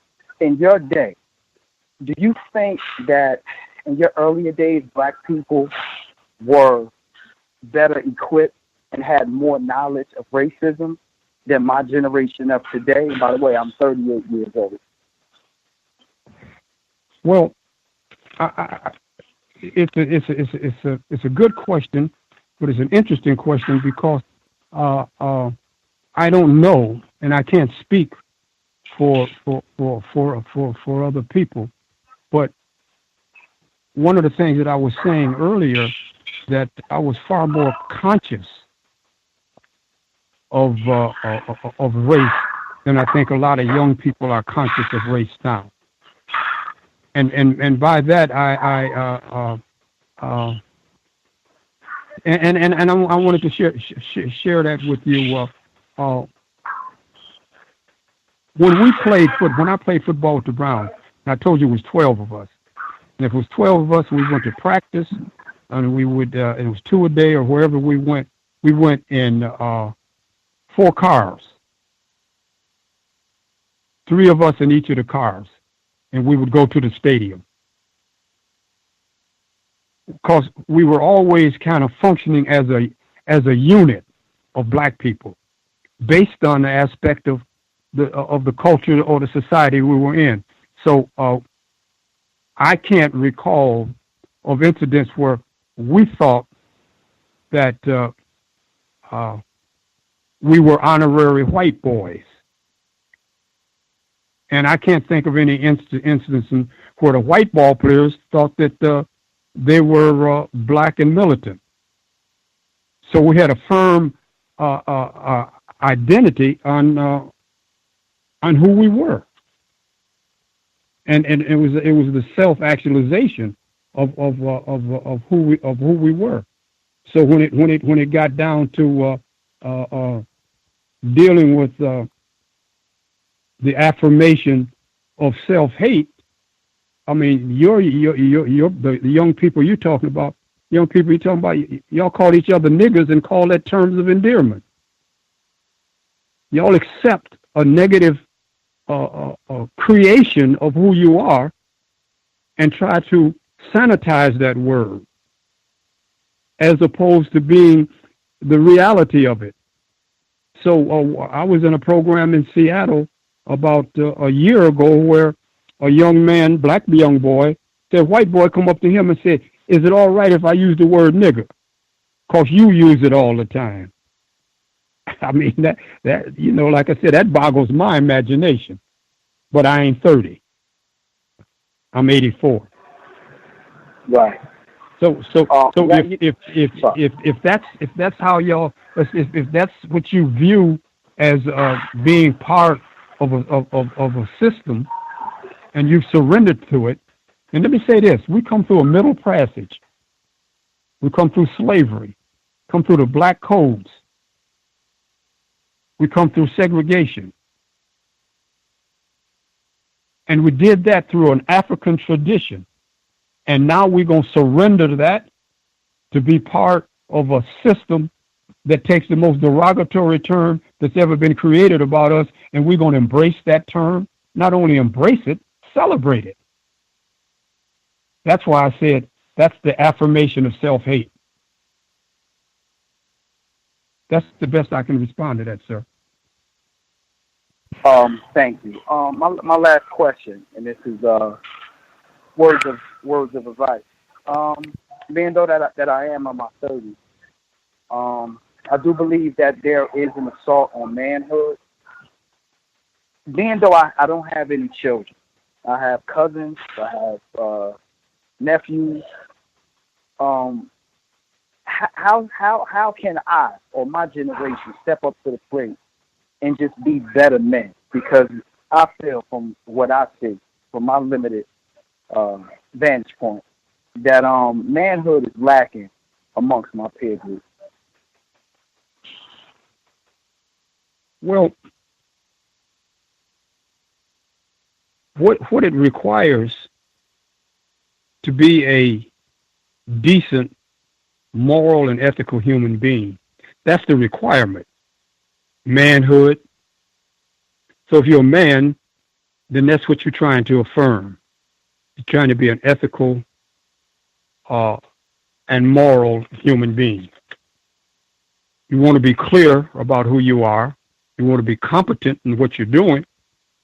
And you want to be compassionate in dealing with the people you're dealing with.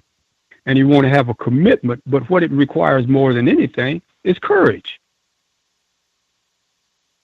See, I call it the 5 C's: clarity, competence, compassion, commitment, and courage. You got to have the courage to stand. Now, let me say this: there's something that my wife likes for me to quote in some of our reading, and it's by William Blake. And William Blake says, when the whirlwind of fury comes from the throne of God, who can stand?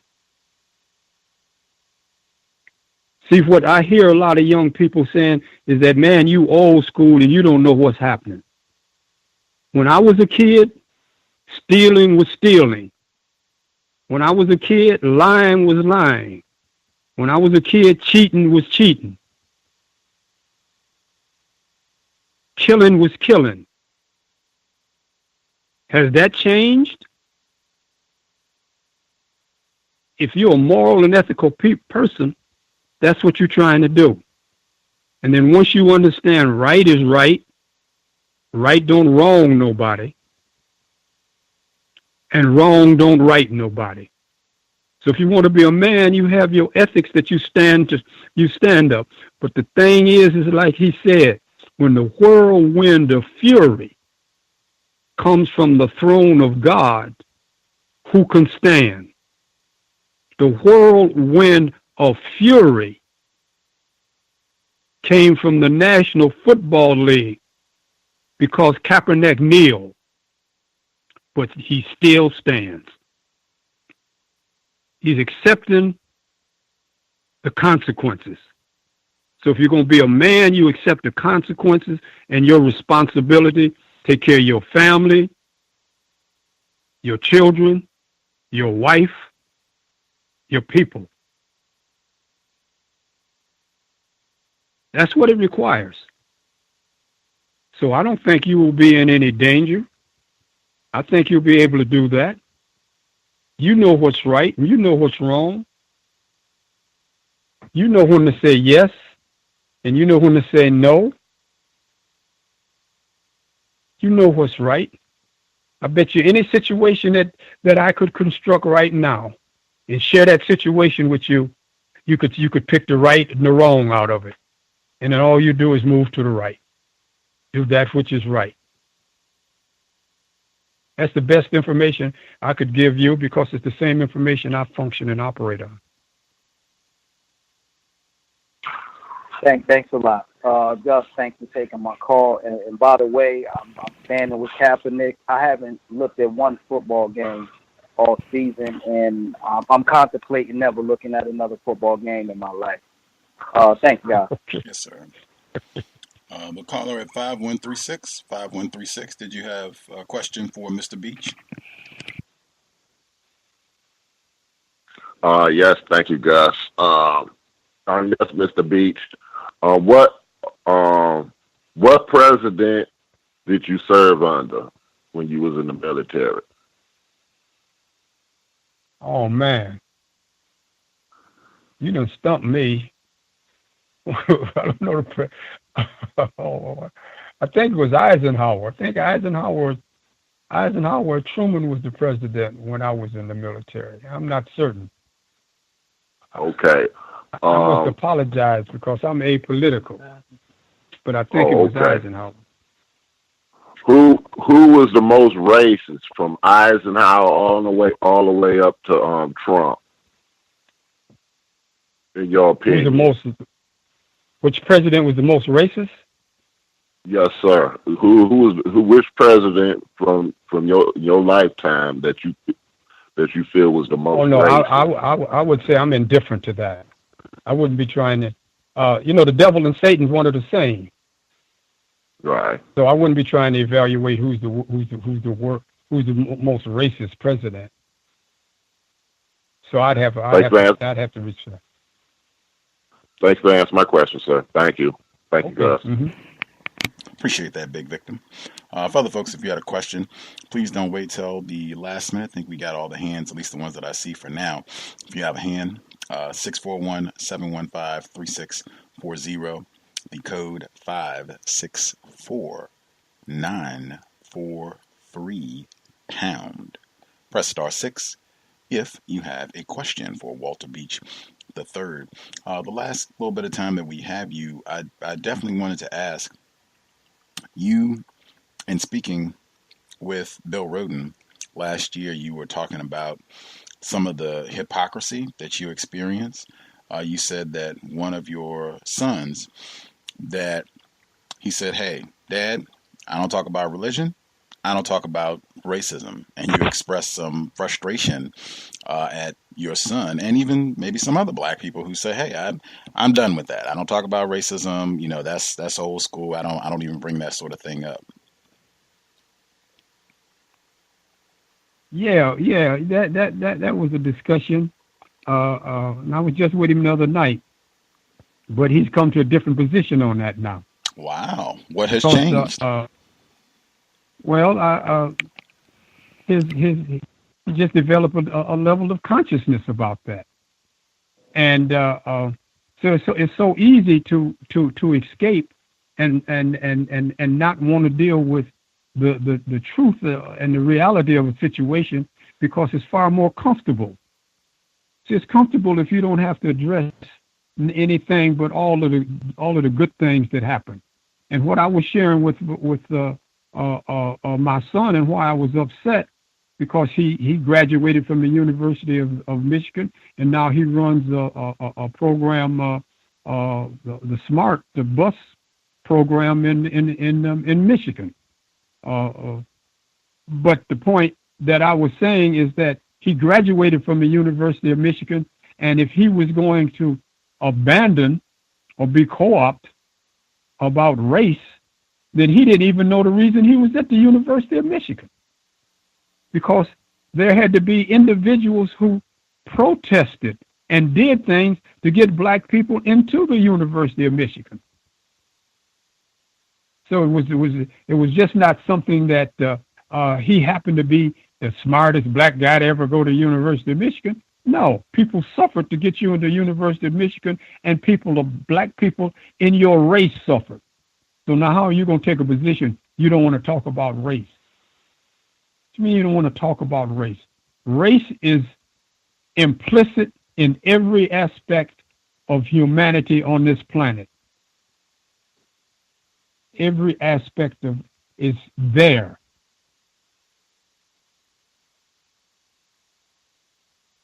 And like I said, there's no hiding place. Joe Louis said you can run, but you can't hide.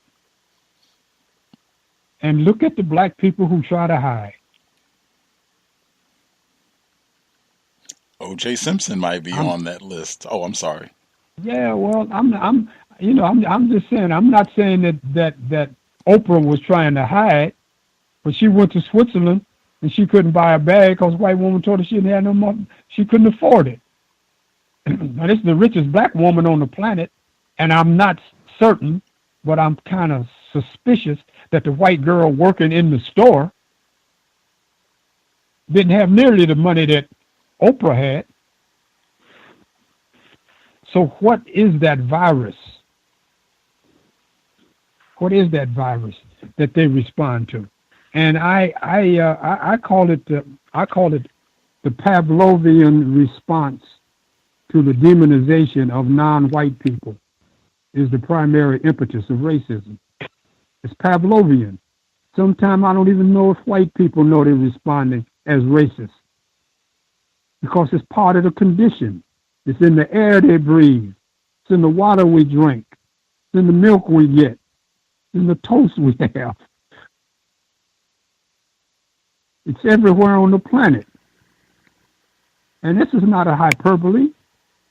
Go somewhere on this planet where you think. I had a friend to say this, and I'm gonna say this. I had a friend. He's past deceased. He said he was in Alaska, and while he was up in Alaska, now this is back in the 40s. He said in the 40s he was in Alaska, and one of them Eskimos or Indians called him a nigger. And I said, "What did you do?" He said, "I just said the word gets around." He said, "The word gets around." I'm way up here with some Eskimos and igloos. They know what that is, you know. They didn't say the N word. Wow. No. That's great, though. And I think that's important for listeners as well, because that was just last year. That was last summer, the same conversation right after the passing of Muhammad Ali, when you were saying that your son or one of your offspring had taken that position that he didn't talk about race. And then a year later, that position has changed. That's why I say on a regular basis, be patient, especially with racism, white supremacy, because if that is true, white people will probably remind that black person that racism is a problem and is something that you're going to have to deal with head on. You can run, but you can't hide, as you said. You also wanted to get a word as well quickly, or not quickly, but I wanted to get a word. You talked about how frequently, I think a part of the psychology of white supremacy is that we seek out white people to validate our experience. We want a white Bill Clinton at the eulogy for Muhammad Ali. We'll want a white person to come in and say, yes, you are a human being, or you are someone of worth. Can you talk about that in ways that we can use black self-respect to work against that tendency? Yeah. The simple little premise that I've developed and I work with is that I call it ZGR, zero grade reliance. See, all intelligent individuals or human beings understand their environment. If you're intelligent, you understand your environment. So when it comes to defining who you are, when it comes to defining what a situation is, well, I'm an intelligent human being. I can think. So what I said is zero G rely. I don't rely on what someone else says this is. See, and what happens, and I was just talking to someone yesterday, the Pied Piper can't tell me what I'm seeing. See, we're in a situation where the dominant society with the dominant concepts and principles, they define what's going on. Now, if you can think, you don't have to accept that. See, I don't have to accept the fact that I'm less than someone else because someone has said that. So basically what I have to do is to think. Sahatha, the Buddha, says to think is good. To read is good, but to think is better. So when I hear information, I can process it through my brains and come out with the answer. So I don't have to accept what someone else says. I don't need no one else to validate me. I am who I am, and we are all who we are.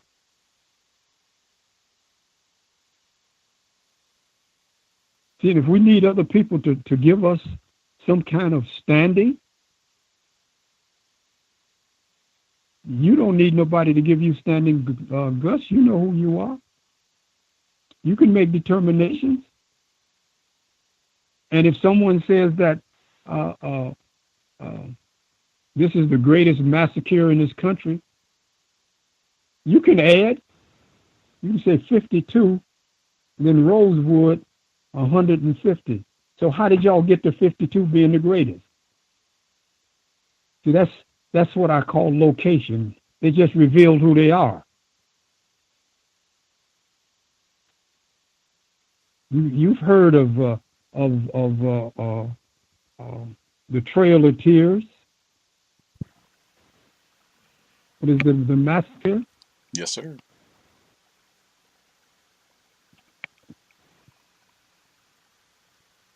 So they killed all those Native Americans. It wasn't 52. It was several hundred. So because you get information from the media,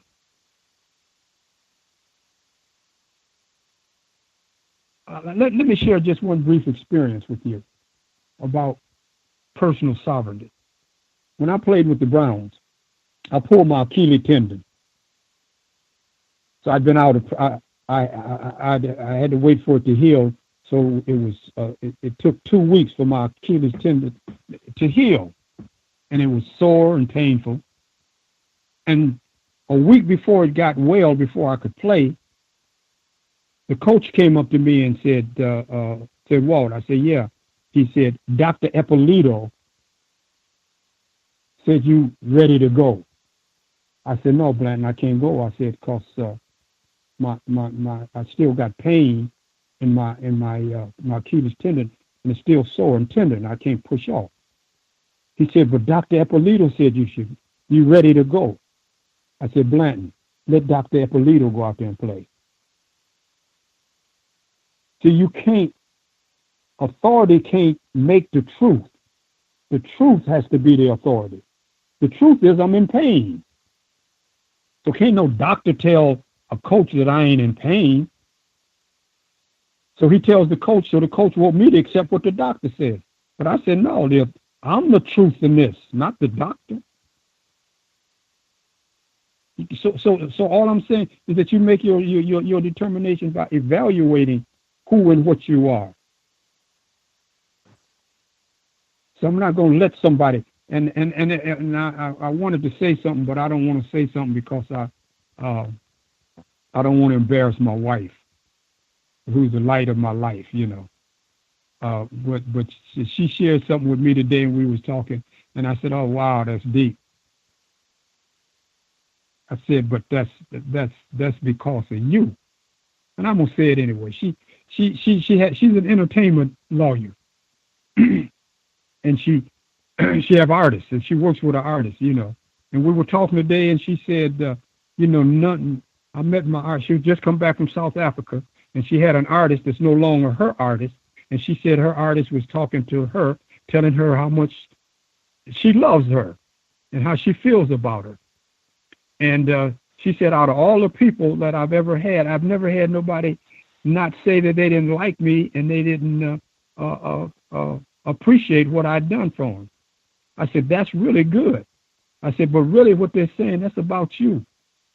Everybody can't walk with that level of dignity and character. And that's what we're talking about.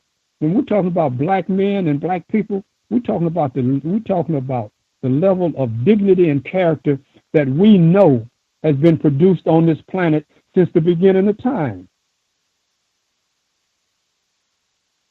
Since the beginning of time. So now why are we going to look like, some time ago some people said, well Trump's the president. I said, man, I don't care nothing about Trump. Trump ain't going to change the essence of who I am and the essence of who our people are. You think that black people in America, and the young man that asked me earlier who I thought was the racist president, and I say I don't know because I was indifferent to it. But man, we come through the Middle Passage as a people. We come through the Middle Passage, slavery, Jim Crow, the black codes, segregation. And you think because a white boy gets in the president that's going to have an impact on us as a people? No, never, man, never. Because they've been doing that for 700 years, trying to make us something that we're not. And we still here, as Maya Angelou says, right? We still rise. The late Dr. Maya Angelou, indeed. We had one more person that dialed in to get a question. I'll make sure we get her hand and make sure we allow Mr. Beast to enjoy the rest of his Wednesday evening. I think this is Princess in Florida. Princess, did you have a question for Mr. Walter Beach III? Hello, can I be heard? Oh, not Princess. My apologies, sir. Yes, sir, we can hear you. Oh, no worries, Gus. Just greetings to Gus, greetings to the guests and the listeners. This has been a great show. Just had one quick question. Just speaking of Trump, early in his administration, there was a move that surprised me. So I just wanted to get your opinion, Mr. Beach, on what do you think about Jim Brown meeting with President Trump? And I'll mute my line. Okay. I use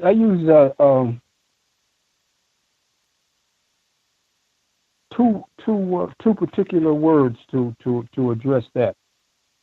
I know Jim. I love Jim. Jim is deliberate and intentional. And if Jim had any kind of meeting or relationship with Trump, it was intentional and deliberate to help black people. That's the contribution he's made. I've been with Jim and with his program, and for the last 20 years, he saved the lives of thousands of black youth. So if he intentionally and deliberately had a relationship with Trump, it was to benefit the youth of our country. Jim was instrumental in establishing a truce between the Bloods and the Crips in Los Angeles and stopping the ceasefire and saving the lives of black kids. So I don't have a problem with that.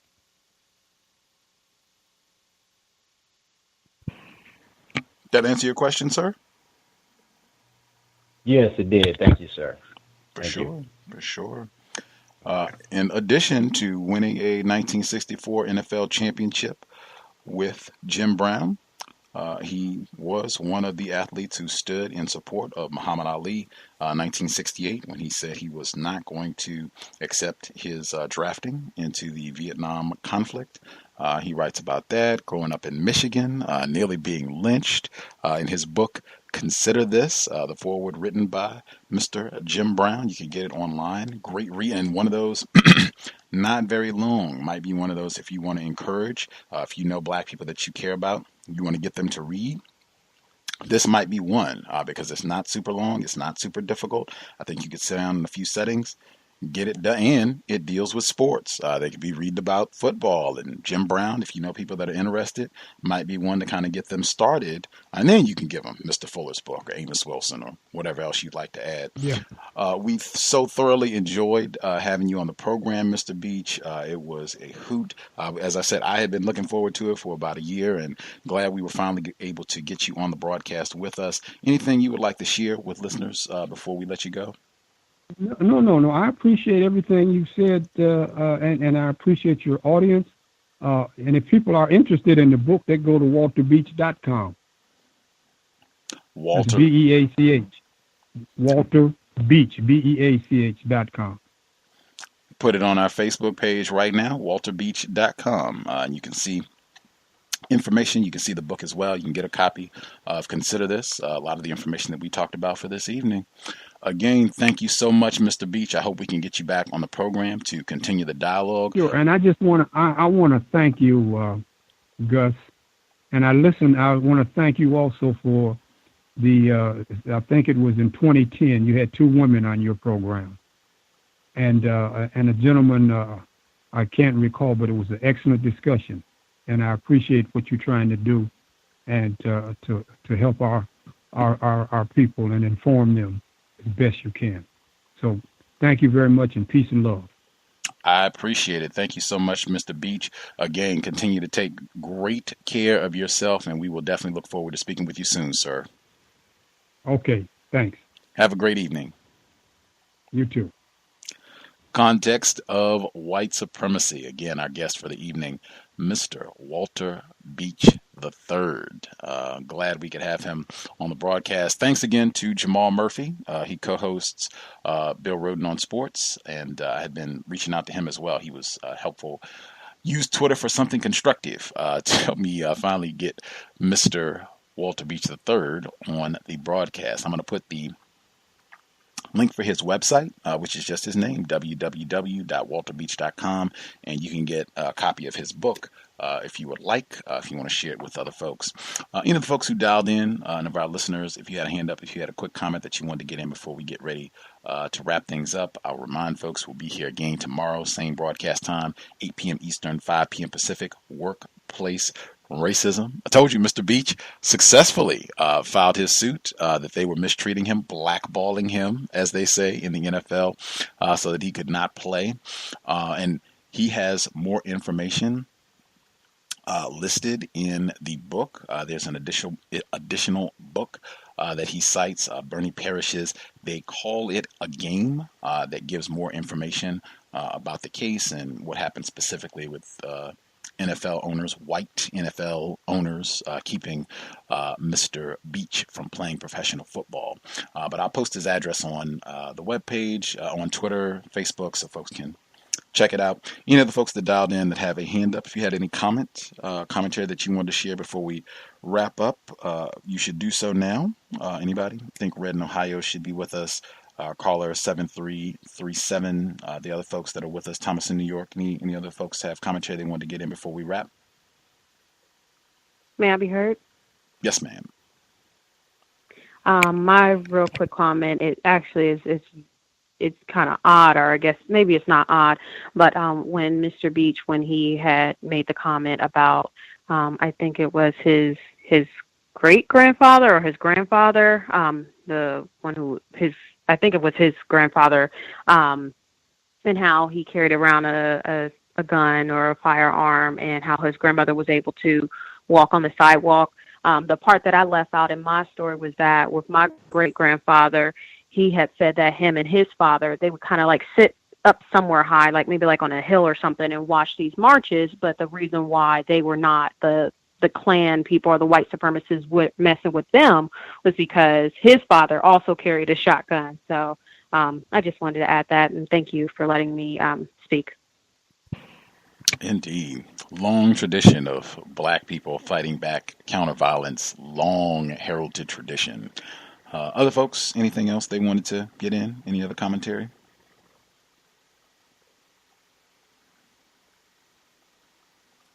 I'll get this in. That photo, the famous photograph, black and white from 1968, that Muhammad Ali is at the front with Bill Russell Kareem Abdul-Jabbar, Jim Brown.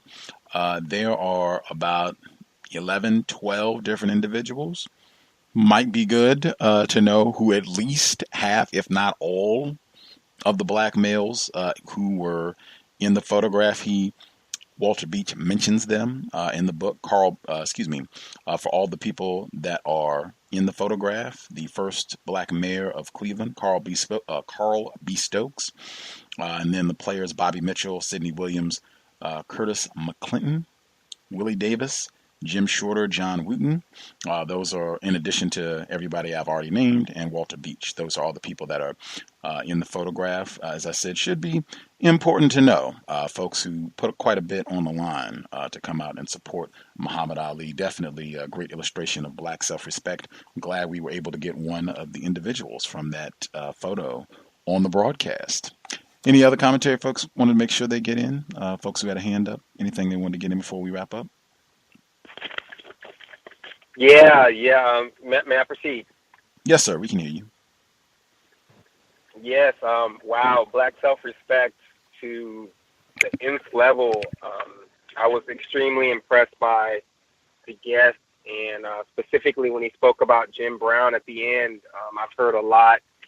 And even I've questioned, because I knew a little bit about Jim Brown. I haven't been around that long to say I know him for decades, but I've heard a lot of non-white people say disparaging things about him, meeting with the president, and to hear, for him to end the conversation saying, hey, look, I know this brother, and still looking to find the best in all of us and all of non-white people. I think it's just a great example of how I've noticed a trend among younger non-white, specifically black youth, to speak poorly of older brothers and sisters, and that just is incorrect. And I think he just showed a great example of it there. So I'm happy that he ended like that. Thank you. Ashe, I really appreciated that as well. I was hoping the response was going to be BGQ, right, since he was familiar with Mr. Fuller's work, but his response was even better than that, having known him for so long. And Jim Brown intervened when he was fired from the Cleveland Browns. He talks about that in his book.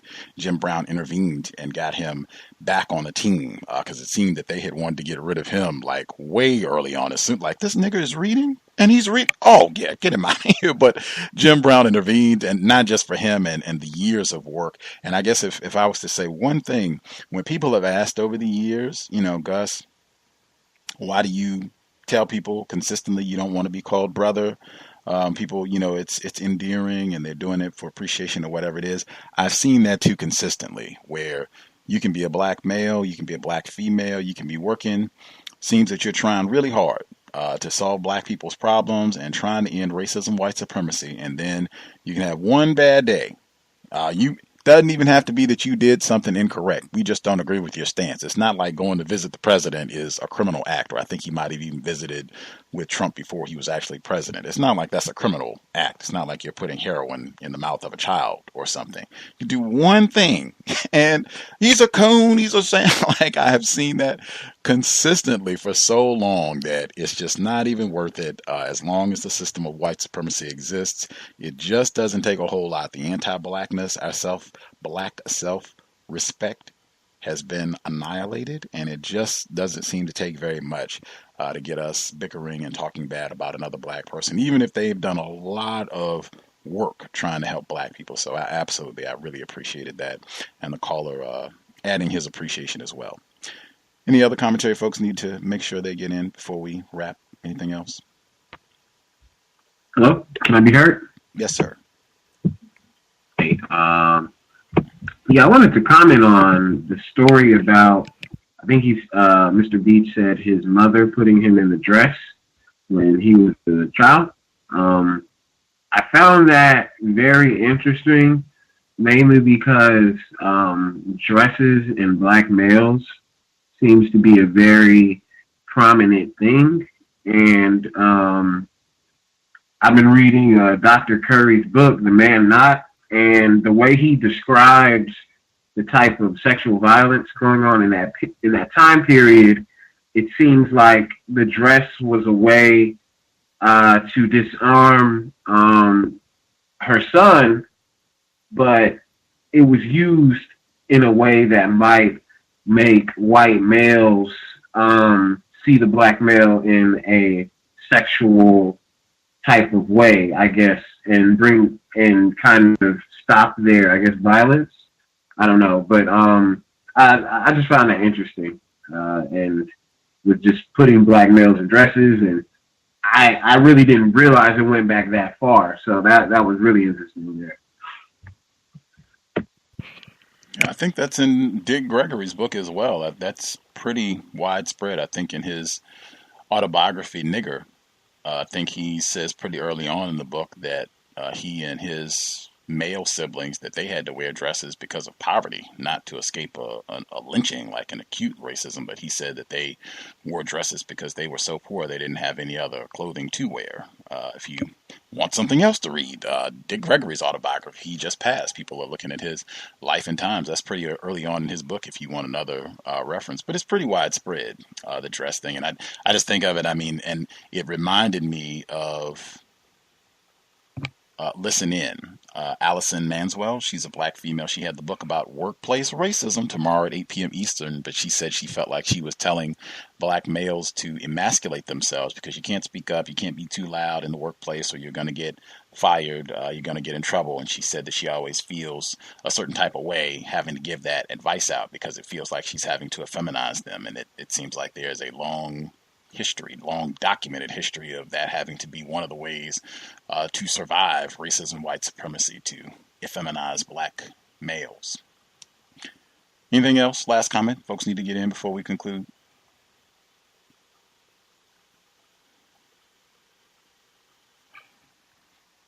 Everybody satisfied? Anything else folks need to get in? Everybody's great. Hey, Gus, question for you, man. I have struggling with a situation, and I needed some of your expert advice here. I have someone who I met from the Cal show, and we've been emailing and speaking on the phone. And then one day the person informed me that they are in a tragic arrangement. And they didn't feel as though if they would have disclosed that information to me earlier, that I would have, kept engaging in the conversation. And, you develop like a kinship with the person. And I just felt like it was very deceptive, and the person doesn't feel like this is information that they should be disclosing before engaging people, which I kind of feel like they should. So I just want to know how you felt about that.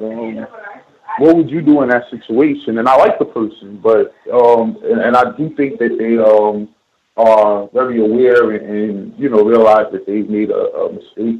But however, they're still in that situation, and due to children and things, they can't get out of it. But what would you think about that whole situation, Gus? No experts here, or at least I'll speak for myself. Gus T is not an expert. I am still learning. That said, pretty much the code that I have about anybody that I email, people that I converse with who call into the broadcast, or if they email me, listeners, whatever it is, social media, right? People reach out there as well. I don't know.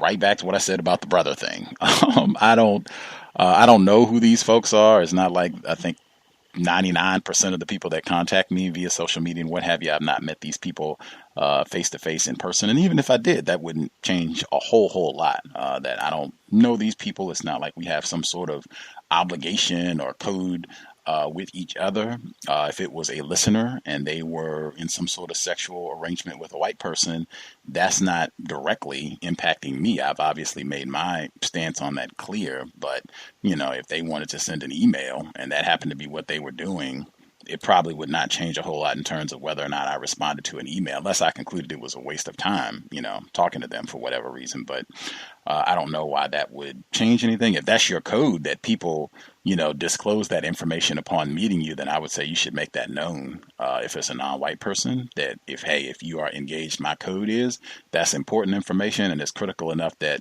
I need to know, then the person should know that. That way, at least in my mind, that way you would have grounds to say like, hey, there's been an infraction, you've been deceptive, my stance on this, and that this is information that I want. I'm making this known up front that you let me know if you're sexually engaged with a white person, and then I can decide how I'm going to move forward in having regulating, contact with you, if at all. I would say just make that known. But if it's just, we're just talking via email or the phone, that's neither here nor interesting, definitely noteworthy, definitely significant, but I mean, that's not something that's going to impact my day-to-day operations. I would just, unless something about that information made me conclude that it was not worth my time and energy to continue speaking with this person, and I could understand if one came to that conclusion. But if that's not the case, if you think the person has, constructive information, you all have been talking and they know they made a mistake or are making a mistake, you can decide if you want to continue talking to them. Does that make sense? Is that logical, or am I talking crazy too? No, you made perfect sense, man. And we will be meeting Gus at the hot springs for the next eclipse, man. Okay. I already spoke to Roz. I said, Roz, we're gonna have to rent a car or something, man, and get down there, But definitely, Gus, it makes sense. And I just feel like going forward, it should be something that person discloses. But I totally understand what you're saying. And I definitely going forward with myself. I might have to introduce that as one of my questions. I always said if I ever started dating again, something happened with me and my wife, and I end up in the dating. Like, that would definitely be a question I would want to know from the female. Like, have you ever been with a white guy? It's kind of gonna already puts me in a box of viewing how your perception's gonna be. If everything hits the fan, you have, I know that's just not the Saturday show, but if it's just the fan, you have an allegiance to, white people, that's how I look at it. But thank you, Gus. Indeed.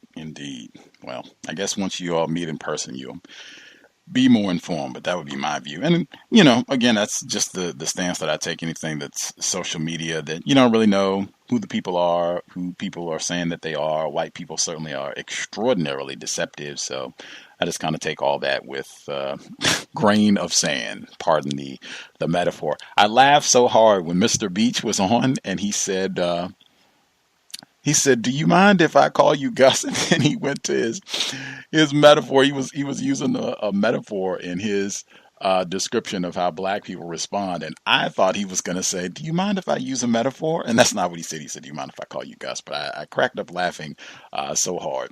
Metaphors, very important. Everyone is mindful of, when they are used and if they make sense. A lot of times the conversation will head drastically away from clarity when metaphors are inserted. That's it. Thanks everyone for tuning in. I hope it was constructive hearing from Mr. Beach. I know I enjoyed speaking with him. Hopefully we can have him back on the program. His address, the address for his site, www.walterbeach.com. The book, consider this. I got the book from my wish list. I remember I got the book. It was like February of this year. I got the book, and it took me another 7 months to get the contact information and everything, and call him over the past weekend to get him on the broadcast. But had it on my wish list. I thought there might come a time when I'd be able to talk to him, and it would be good to have read his book. Thank you kindly to the folks who have gotten items off the wish list. Amazon.com. It is under Gus T Renegade. Thanks for almost 10 years of support investment from C.O.W.S listeners. With that, tomorrow, Workplace Racism, 8 p.m. Eastern, 5 p.m. Pacific. Friday, we will conclude Frantz Fanon, The Wretched of the Earth. Thankfully, whoopee. And then we'll be here on Saturday. Compensatory call-in, 9 p.m. Eastern, 6 p.m. Pacific. I will, again, sobriety would be best. Glad I got to ask that too. He did not have a political stance behind his sobriety thing, although he did definitely encourage that we take care of our bodies. He emphasized that. 84 years old. I hope I am that lucid and informed at the age of 84 is Mr. Walter Beach. And he played football for all those years. That certainly can't be good for your health. And he still seems like he is doing phenomenal. Definitely some advice to heed, but sobriety would be best under conditions of white supremacy. We want to make sure our brain computer is operating at maximum efficiency to solve the problems black people are facing, and too many examples of race soldiers taking advantage of black people being under the influence. He has that in his book as well. He talks in detail about the Cleveland riots that took place in the 1960s, and he talks about how it was black people and they were under the influence, lots of drugs were happening, and then white enforcement officials come in and do a lot of shooting, a lot of killing of black people. Even he says in the book what looked like to him execution-style killings. I do not think being under the influence helped any of the black people in that situation, and the same holds true in 2017. If you are going to have to make life-saving decisions, I don't think alcohol, cigarettes, cannabis is going to help you produce a better decision. And certainly if you're in a vehicle, you want to be sober and buckled up. Let's do everything we can to minimize contact with enforcement officials. Buckled up and sober, that's whether you are the driver, even as the passenger, you still probably want to be sober and definitely buckled up. That said, Creator, we ask that you help us remain patient with other black people, victims of white supremacy. We ask that you help us remain patient with ourselves.